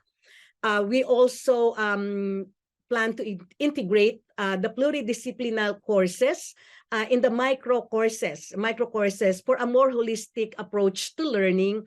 And of course, given that these micro courses are to be offered online, then we are also hoping to integrate a higher level of integration of artificial intelligence or the learning analytics into these micro courses. And of course, to ensure quality of the micro courses and the micro credentialing initiative, we will be integrating the quality assurance framework for micro credentialing. So that's the first in our 7-point agenda. The second is to offer more relevant massive open online courses with other DE providers, and that will lead towards the establishment of a MOOC national or the national MOOC platform, the Philippine MOOC national platform. So we have started doing this with the other distance education providers in the country. We also plan to continue producing open educational resources that are contextualized to the Philippines, and also that will provide content to the credit courses that other HEIs or higher education institutions are offering, so that they can have content for their credit courses that can be accessed both by the teachers and the students for free. And of course, since we are seeing more online courses happening, we also plan to harness the affordances of artificial intelligence in the context of OFDL, as well as integrating or using more immersive technologies in our content in the content of the courses in the OERs, like for example, the virtual reality, extended reality, and other forms of realities. To ensure also quality education in the distance learning mode of instruction, we are starting or planning to provide accreditation services to the distance learning providers in the country using the system that is relevant to distance learning or open, flexible, and distance learning, technology enhanced, technology enabled. So we already have this accreditation framework for that is more relevant and suited for open, flexible, and distance learning. Number 6 is, of course, we continue to promote cooperation, collaboration among distance learning providers, sharing the best practices and, of course, results of research, again, so that we can ensure quality instruction in this mode of instructional delivery, and continue promoting higher level of inclusion through the integration of universal design for learning in our OERs and our massive open online courses. Now, of course, in planning and pursuing the 7-point agenda for the future of OFDL or ODL in the Philippines, we are aware that we are facing several challenges. And of course, we are all familiar with this, and this is not true for the Philippines alone. This digital exclusion characterized by 3 factors, or we can classify digital exclusion as a function of 3 components: access to technology, access to the internet. We know that there is an uneven development of connectivity in various parts of the country, and this is true for other countries in the region as well. And of course, digital literacy. We can say that all these components of digital exclusion can also be considered as a factor of cost. So when we look at digital exclusion, it is something that we have to look at the different components so that we can address this major concern effectively. The second challenge is, of course, ensuring the quality of programs and courses in the open, flexible, and distance e-learning mode of delivery, especially after the pandemic, wherein many institutions, or in fact, even other teachers, students, other stakeholders are equating emergency remote teaching that happened during the COVID-19 pandemic as similar or equivalent to distance learning. So this is something that we are working on now, and trying to explain the difference between the two, the open, flexible, distance learning and the emergency remote teaching, and how we can elevate the experience that happened during the COVID-19 pandemic doing emergency remote teaching to the characteristics or features of open distance learning. So that's something that we are working on now here in our country. And I can say that this is also a challenge that is true for other countries as well. Of course, we need to address the other emerging concerns which impact on the perception or quality of open distance learning. Like for instance, this emerging concerns on ChatGPT and other outcomes or results of the use of artificial intelligence. So these are the things, as we continue to pursue what we hope to be the direction of open distance learning in the Philippines, these challenges and concerns must also be addressed. So I think that ends my presentation, and thank you for listening. If you have questions, clarifications, I am open to answering them. And if you want to contact me for other future discussions and conversations, these are my email address. So again, thank you very much, and good day to all of you. Thank you, Dr. Melinda Della Penabadala, our Simology member special. So, I just write some notes for. I think my video is okay now. Oh, my video is closed by the community. Okay, I not to see my video. The first, you call about the 5 projections. The first is online delivery of instructions. And the second one is probably an increase in the number of distance education providers in Asia. And then number 3, sorry, I see. Micro-credential will continue to the above, but given its potential, and then the emergence of another category of learner. For example, you talk about hybrid learner, and the last one, the emerging need to redesign online learning. Very good point. Just 5 points can be explored again in discussion, I think. So many questions from the participant.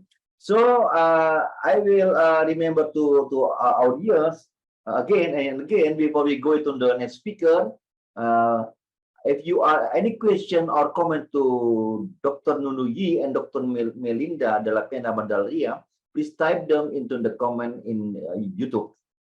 Now we are with our speaker. This is Associate Professor Sita Yinkuntitapon from Malaysia. She will present about reimagining ODL in Southeast Asia. Dr. Sita, in 2005, she received her PhD in Education in Linguistics from the University of Tasmania, Australia. She also recognized as a Senior Fellow of the Higher Education Academy from the UK Professional Standards Framework in Teaching and Learning Support. Currently, a full-time lecturer in School of Educational Studies at Sukhothai Thammasat Open University. Dr. Sita, the floor is yours, ma'am.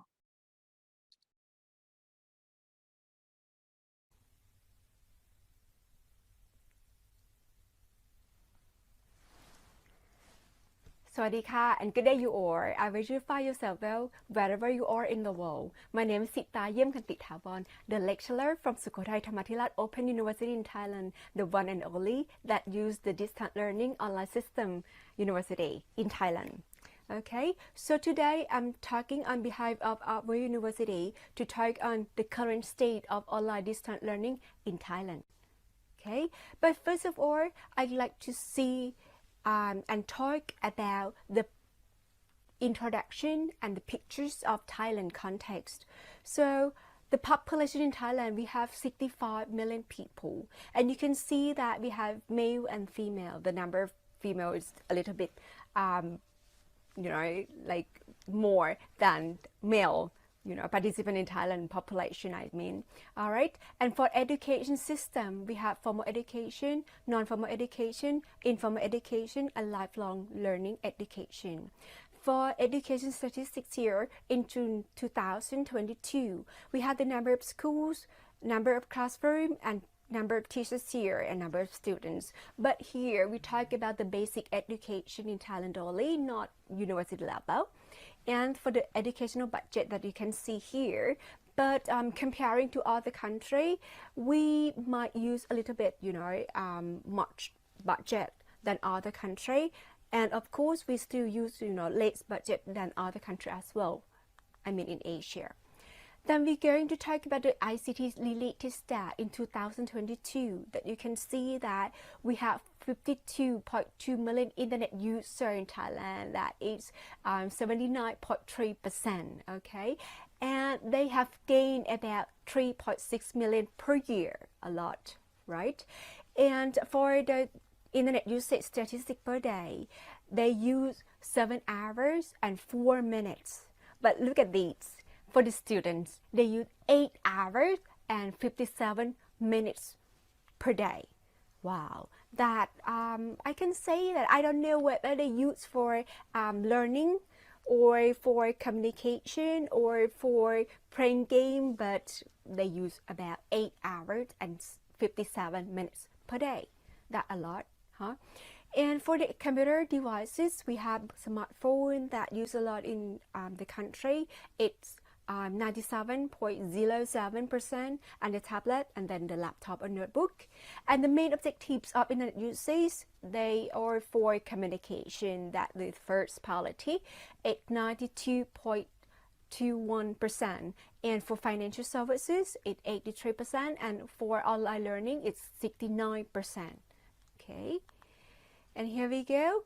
We also see the ICT related stats here. For the household with a computer, they have 24.6%, and household with internet access, we have 89.9%, and household with mobile devices, they have 96.9%. And you can see here from the pictures, they have mobile phone usage is 95.0%, and internet usage is 87%, and people who have mobile devices, it's about 88%. Here we go. So why I have to show you these? Because I like to draw the pictures to let you know all over in Thailand. All right. And you can see here, this is very important. In Thailand, we have the policy and program on technology and education. We have the national strategy. We have the Digital Thailand Plan. We have ICT Master Plan. We have MOE Digital Transformation for Education Action Plan. We also have University School ICT Plan. And we also have ICT for Classroom. And we have the goal in 2037 that is to become a developed country with security, prosperity, and sustainability in accordance with the sufficiency economy philosophy. That's the goal in Thailand that we need to be there, okay, in 2037. To explain this, to explain the goal, they need to create national security for public contentment. They need enhance different capacity to promote constant economic development. They also need to promote multi-intentional human capital development for righteous, skillful, and qualified citizens. They also need broaden opportunities and promote equality in society. They also need to improve quality of life based on green growth, and last of all, they also need to reform government administration with a focus on public interest. These are goals in Thailand that we need to be in 2037. But how about now that in our university, we also have the goal. I can say that it's a short-term goal, but it's very important that we need to go there in 2037. But for the short-term goal, you can see here. Here we go. For our university, we have like 4 things that we need to do. Okay, and we are doing it right now. I can show you right away. The first one, we need to use the online teaching approach to support University Transformation Plan from 2022 to 2026. Here we go. And for using online teaching approach, we need here, you can see here, for undergrad degree level, we need to transform the course into a fully online teaching and learning course. You can see in the past that we use like online and on-site, okay, together, and students use many ways to learn. But here in 2022-2026, we need the first one, use online instruction material or the ebook. Number 2, to use video tutorial or teaching sound clip designed accordingly to the learning outcomes of each unit in each week with the format specified by the university. And 3, to use external learning resources provided by the academic committee. And 4, to use external learning resources provided by the library. 5, to use self-assessment before and after learning. And then number 6, to use the channels for assigning activity and supplementary teaching or co-learning activities. These are the short-term plan that we need to be in 2026. Okay, now I'll show you the examples. Here we go. These are the examples of the things that I have said before. Here is the external learning resources. You can see the Thai MOOC. Actually, Thai MOOC is very popular in Thailand. And last year that I talked to the lecturer from university who organized a Thai MOOC, and he said that we have about 1 million people joining Thai MOOC in Thailand. And I'm the one who the member of Thai MOOC, you know. I learned a lot from Thai MOOC. I go to search for the information that I like to know. I learned a lot about English language, about all the things like soft skill to use for teaching as well. Here we go. So we have Thai MOOC for the external learning resources. We also have here the examples of video tutorials. Okay, we have a lot, and we do it all over again to make sure that everybody can learn from the video that we use. Okay, and students do not get bored when they learn from the tutorial video. Sorry. And here they have the self-assessment form. Okay. Normally they use the Moodle, okay, the Moodle application. I use these in my class as well when I teach the intensive learning, the English intensive learning. So they have to use the Moodle for the self-assessment form, and easy and convenient. And we also have the e-learning here. You can see. All right, and lots of subjects that we use the e-learning. There we go. And number 2, we need the study plan equivalent. In Thai language, that actually we call G1, G2, G3, but equivalent to A1, A2, and A3. Okay, so here we go. So online distance learning in Thailand aims to improve and develop the distance education management system to be more efficient, modern, convenient to students so that they are happy and enjoy learning, and to ensure that they meet the international quality and standard. That the things that is very important.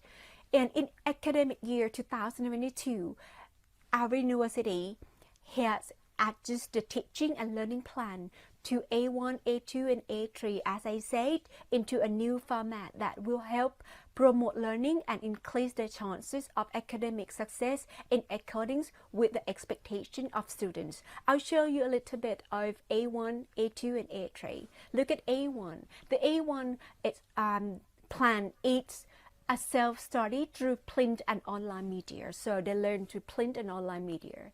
For A2 is a self-study through ebooks and online media together with participating in additional online teaching to enhance content understanding in addition to self-study. For A3 is a self-study through ebooks and online media in conjunction with participating in co-learning activities to apply knowledge and increase experience of the students, and students love it a lot. You can see here, all right, from the pictures. And for number 3, we have a channel for accessing online learning material. STOU had access to teaching material for students and the general public by storing them in a warehouse of knowledge, including video clips, audio clips, and academic journals, so that learners and those who are interested can find and choose what program conveniently and quickly, both website and social media. You can see here we have S3 channel, that a lot of program that is very interesting, fun to learn, fun to look at it, you know. And you can see it from YouTube and SoundCloud and S3 Media at S3 e-learning. And the last one here, these are the examples here. Okay, and the last one, we also have the STOU modular.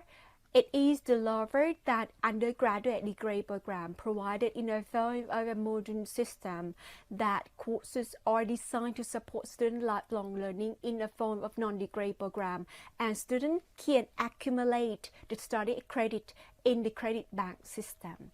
So these are things that we are planning, and we are doing it right now from 2022 to 2026, and it's very important. And I think in the near future, okay, we can show you how we go and how students learn and how fun they have with all the things that we chose today. All right, so I wish I have tell you all about our university and our plan in Thailand in the future. Okay, and you have any questions and comment, we can talk to you later. Thank you so much. Thank you, Doctor. Sorry, Professor Ayushita. Sorry, my video start in place. Okay, thank you, my video. Thank you, Associate Professor Sita Yim Kutita Fons. That is very wonderful sharing with for us. I see interest about you tell about the Thailand Vision 2037. That's the course security, prosperity, sustainably, and you have 4 points to share with us. The first is online teaching approach to support university transformation plan 2022-2026.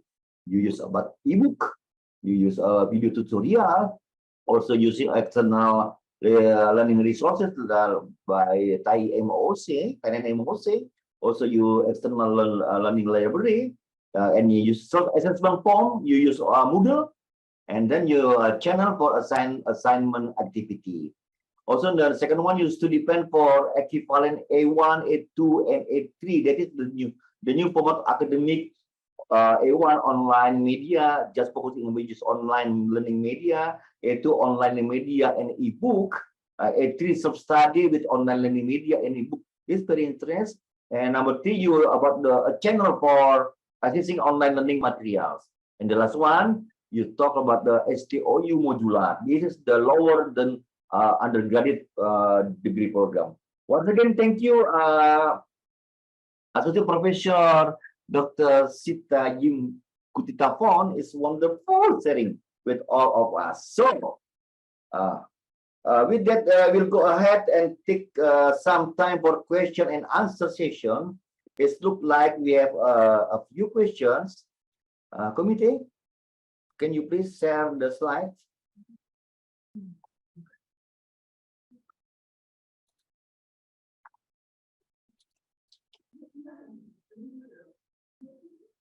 We're waiting for the committee to view the questions. I think for the participant, who's your name, you come from, and for the who's speaker, the question.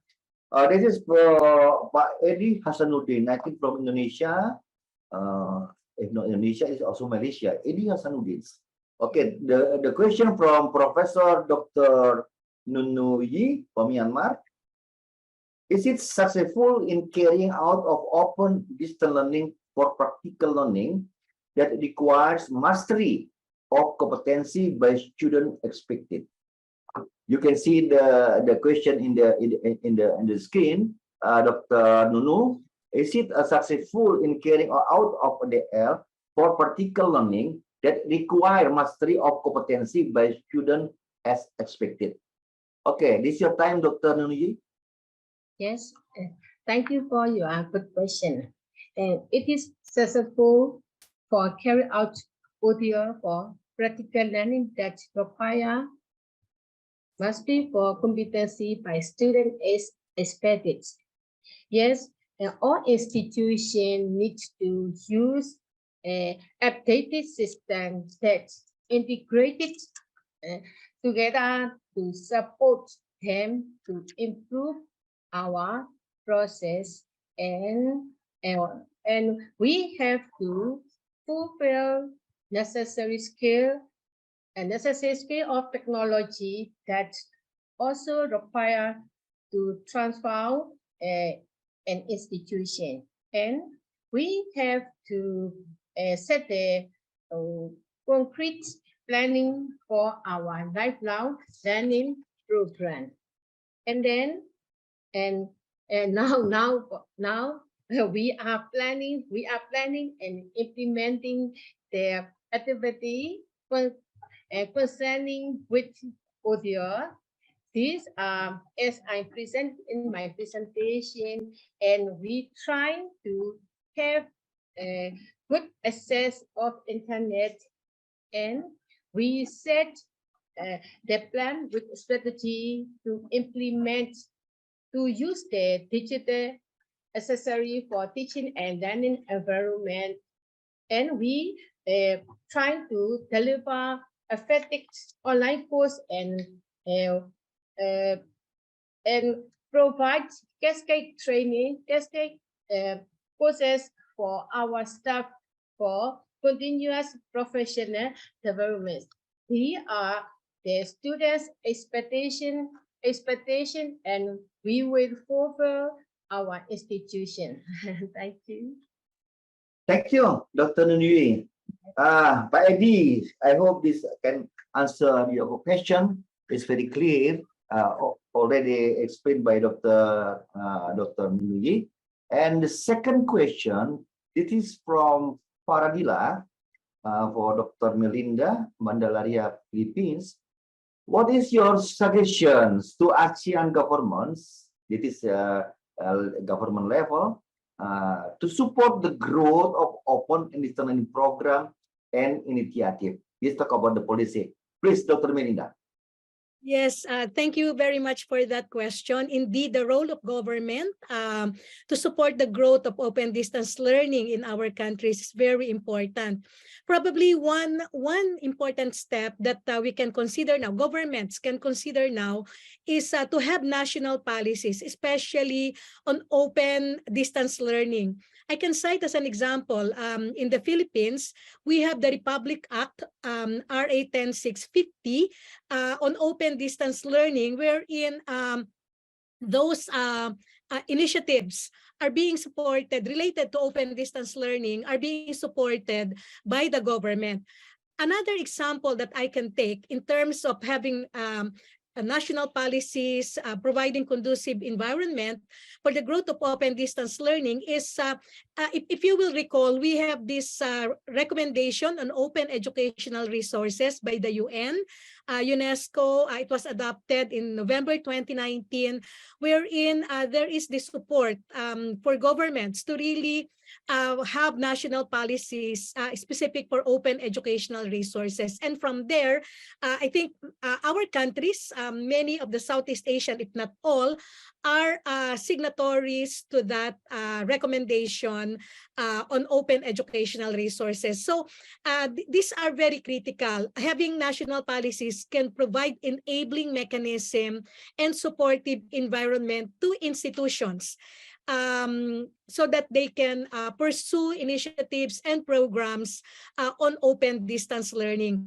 We can also look at the examples like in Malaysia, of course, in Indonesia. You also have that kind of national policy to support open distance learning. So we can take a look at these examples. I know that in other countries, there are already policies on lifelong learning. Probably we can expand that to cover more specifically open distance learning. So national policies, and there are already some foundation wherein these national policies can be formulated and be implemented in our respective countries. So that's my suggestion. Thank you. Yeah, I agree with you, Dr. Melinda. There's the concept, also the sample for the action. Thank you very much. That is, I think, from Paradila, it's clear for you the answer for Dr. Melinda. And now we're going for I think the last question for Lisa Mapusa.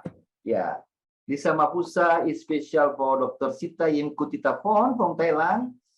Just the short answer, but you can answer the short question. You can answer for the long time. No problem. What are the key challenges facing ODL implementation in your country?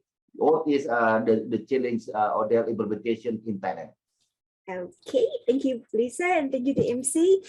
I think if I answer in the term of the university, we are quite ready for, teaching and learning. We can say the instruction. We plan everything to be, the best quality to support the students in learning and teaching. But about the challenges, I think it's going to be the student themselves, because it's online distance learning. So they have to manage themselves quite well. to be, open to learning and teaching and things, and they have to find a time, not procrastination, delayed for another day. The student always say, okay, teacher, I like to learn with you, but wait for tomorrow and then come back. So that's not the things I got to be nice for us, all right? So I can say that for our term, we are ready for like manpower, the budget, the material. We can prepare for the students 100%. But how about the students? This is the questions that I like to ask. If they are ready to study, they learn it today, now, not tomorrow. Thank you. Thank you, Dr. Yim. Very, it's I think clear for the question. So, it looks like we have no more time for the question and answer session. Thank you for the interest and enthusiasm in joining the webinar for the question. Please excuse us for not being able to respond to all participant comments and questions, as we received many in YouTube, many questions in YouTube. They are very interested for the presentation, the country presentation for South in Asia in ODL, but we did best we can. Before we go to the next agenda, we have come to the second session. Say thank you to all speakers and second session, Dr. Dunwi, Dr. Melinda de la Pena Bandelaria, and Associate Professor Dr. Sita Jim Kutitapon. Once again, thank you from Simolek and for all of the audience. Thank you.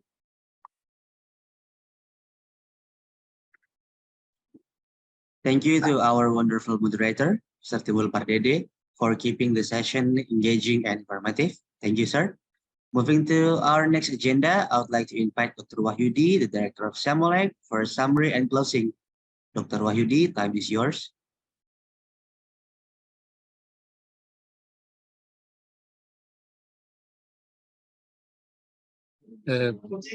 Please wait, Mas. All right, Bapak. Right. I need to move to another room. So, kindly wait for Dr. Wahyudi. Yes. Hold on.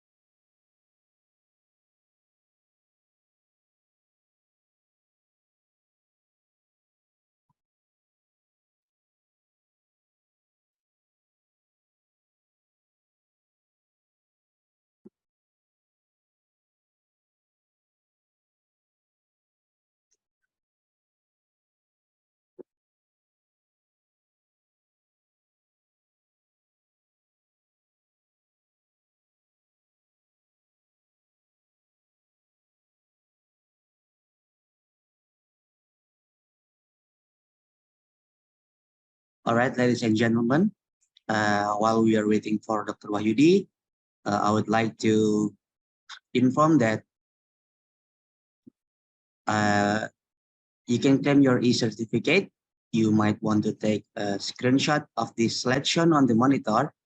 To claim your certificate, you might first register to this registration link before March 10, 2023, and fill out the questionnaire link provided here before March 15, 2023. You can see the link of the form on the screen. The certificate will be ready to download on your e-training account on 17 March 2023.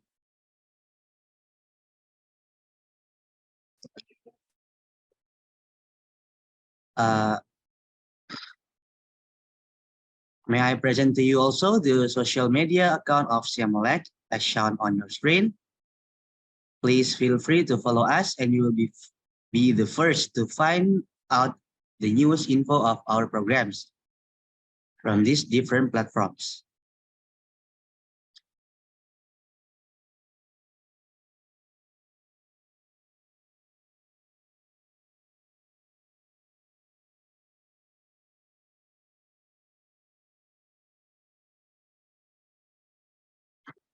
We have Instagram, Twitter, YouTube also, LinkedIn, if you want to connect with us and catch up with our content in there. Also Facebook, and visit our web on www.siamolek.org. We are active on all of our social media to share the knowledge and information about our activity, and also another knowledge about open and distance learning.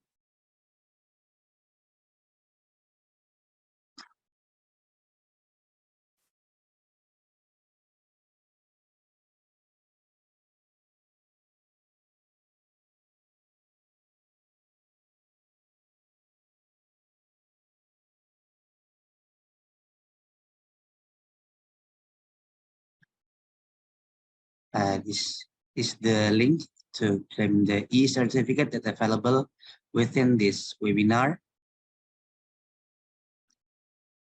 Will be available on March 17, 2023, and you have to fill out the link, registration link, and then questionnaire on the link that's shown on the screen.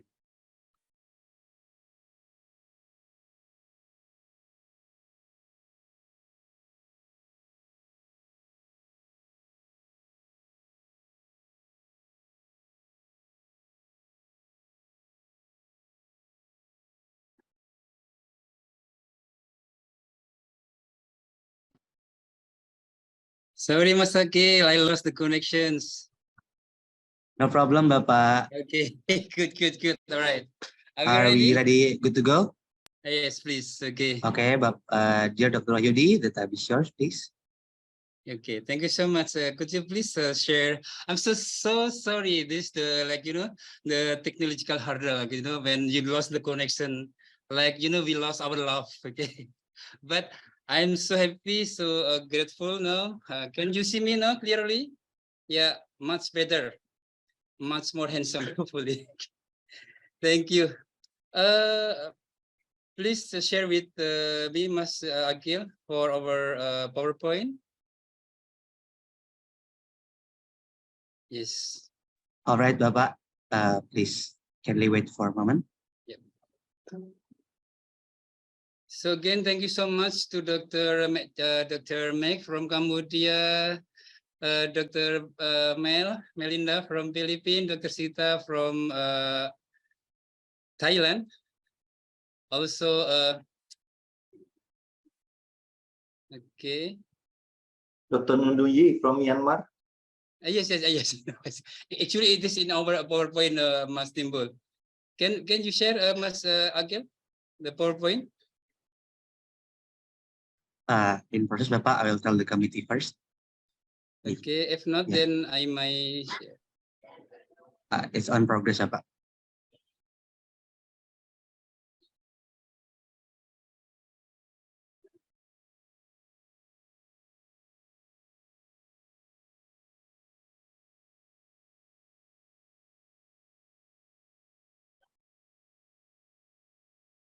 Okay, let me share then from my set if you cannot share from your side. Okay. Yes. Can you see it now? Clear, Bapak? Thank you so much. Okay.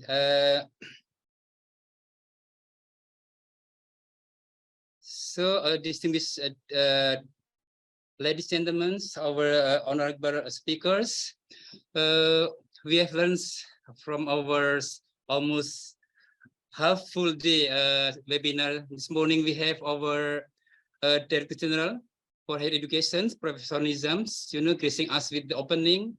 And also we learn from our keynote speaker, Professor Dr. Paulina Panens, for her insight, her suggestions on the way forward of our ODL in the regions.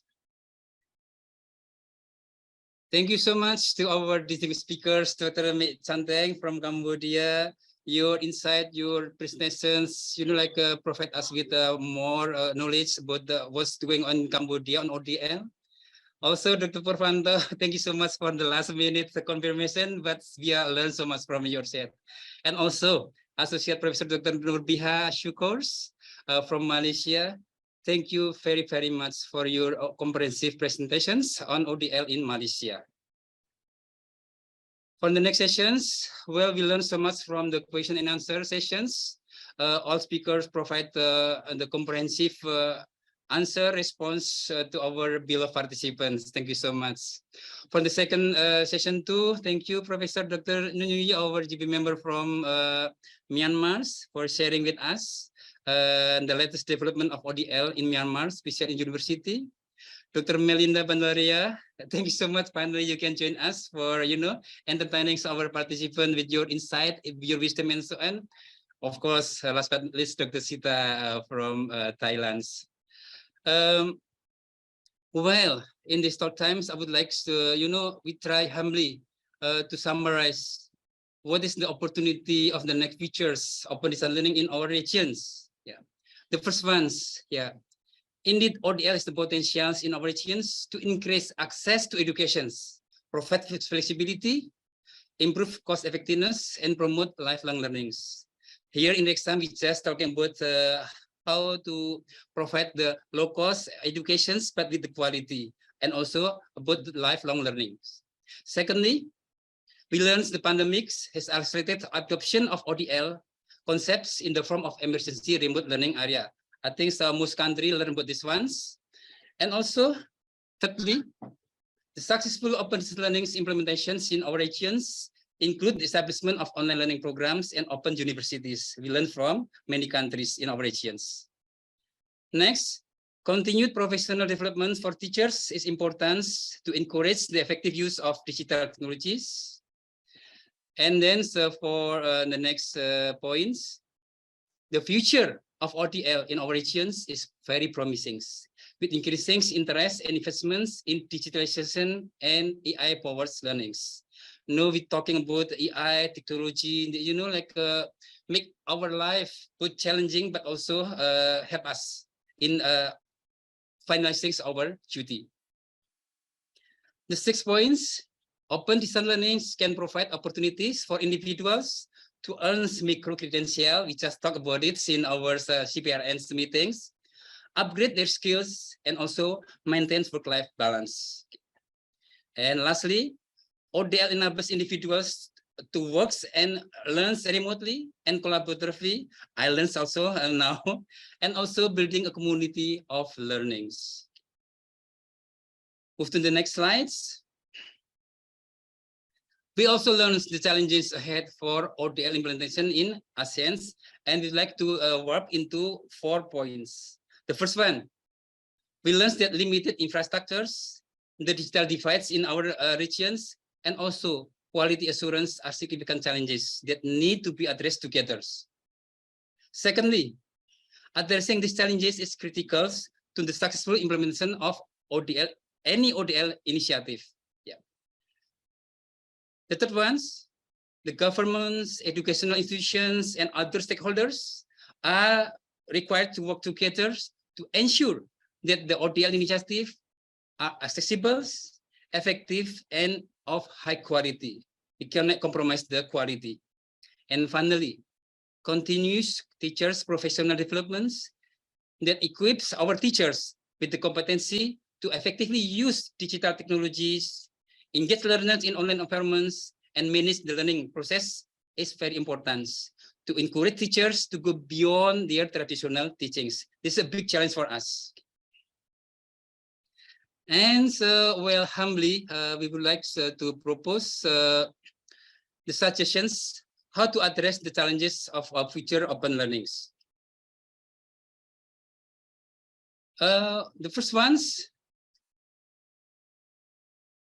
we should develop a common framework for ODL implementations. Okay. We believe that the development of common frameworks can provide a shared understandings of ODL implementations across our regions. This framework should identify the key issues and challenges of ODLs, including infrastructures, quality assurance, student support service, and capacity building for educators. Second, we need to invest in ICT infrastructures. Yeah, we do believe the successful implementation of ADLs depends on the availability on the availability and quality of ICT infrastructures. And we should recommend the ASEAN countries should invest in ICT infrastructures to provide reliable and high-speed internet connectivity, access to digital devices, and other technologies necessary for ODL delivery. Of course, we also think about how about the remote area. Then on the next weeks, we will have our internet offline webinars. Please join with us. The next recommendation is we need to enhance capacity buildings for our educators. To ensure the educators are prepared to deliver quality ODLs, our ASEAN countries should provide professional development opportunities that focus on ODL pedagogy, curriculum developments, and the effective use of technology. The next point is we need to strengthen quality assurance mechanisms. Yeah, because we have no guarantee of the quality of ODLs. Yeah. We should suggest our ASEAN or member countries to establish quality assurance mechanisms that ensure the quality of ODL programs. These mechanisms should include accreditations, monitoring, and evaluation of ODL programs. The next point is foster collaborations among the member countries. Yeah. No doubt that collaborations among the ASEAN countries can provide a platform for sharing best practices, knowledge, and resources in ODL implementations. Yeah. Also, the member countries can leverage partnership with international organizations like the UNESCO, UNICEF, and so on, and also institutions to access resources and expertise. So collaboration is a must. Yeah, we cannot do our program alone. And again, doing alone you can go faster, but doing collaboratively we can do more and more successful as well. The next point is provide student support services. I do remember when as a student of Open University, the student support is the essential ingredients of the successful ODLs. Yeah. So we will recommend the ASEAN countries to provide comprehensive student support services, including counseling, tutoring, and mentoring to enhance student success in ODL program. Because not all students is self-reliance in their programs. Yeah. Luckily, I was that one. So. And also that time when I study at Open University Buka, we have so high quality of student support service. Whenever I raise them, they immediately reply to our request, question, and so on. Okay.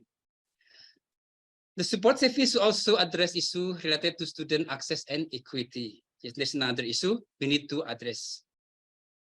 And finally, this one that the sexy ones, we need to develop a sustainable funding models. Yeah. Well, we might later on provide a policy brief to our member countries, including Timor-Leste. We should develop a sustainable funding model for ODL implementations to ensure adequate resources for infrastructure developments, capacity buildings, and program delivery. Maybe I would like to stop sharing. So maybe this is like a kind of very ambitious recommendations, but I believe, and this is the points that we can summarize from the presentation of all distinguished speakers and also our keynote speakers. A bit ambitious, but I do believe when we can work together, we can reach that goal. So with this, I would like to conclude my way forwards. Thank you so much to our all distinguished speakers. Thank you so much for our great moderator, Mas Timbul, and also our delightful MC, Mas Akil. With this, I would like to give screen back to Mas Akil. Thank you so much. Assalamualaikum warahmatullahi wabarakatuh. Thank you, Dr. Wahyudi, for the class closing and summary. Now we have come to the end of this webinar. Thank you everyone for joining us today for this insightful webinar. We hope that you have gained valuable knowledge and insights from our distinguished speakers and moderators. We would like to expand our appreciations to all of our speakers for sharing with all webinar participants about the status of ODL in each country. We also thank our audience for your active participation and engagement in this event. We look forward to seeing you in our future events. Have a great day and thank you.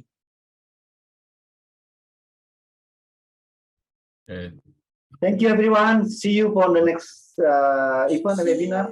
Thank you. Thank you all. See you. See you. See you. ขอบคุณค่ะ สวัสดีค่ะ Thank you, Dr. Sita. Dr. Yui. Mek Chanteng. Dr. Dinda. Thank you. See you.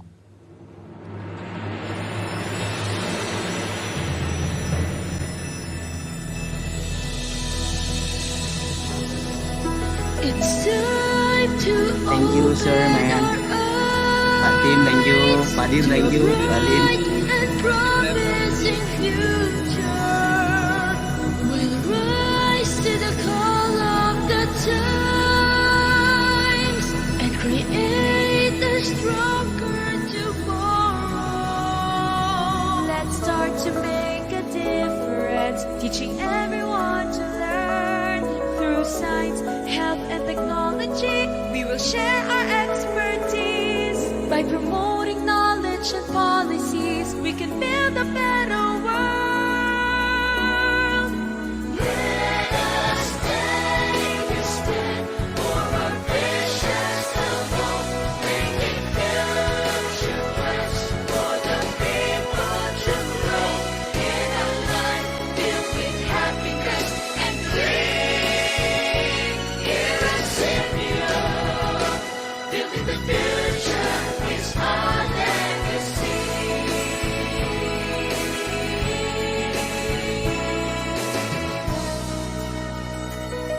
We'll achieve our goals through partnership, creating opportunities. By working hand in hand, we can accomplish all of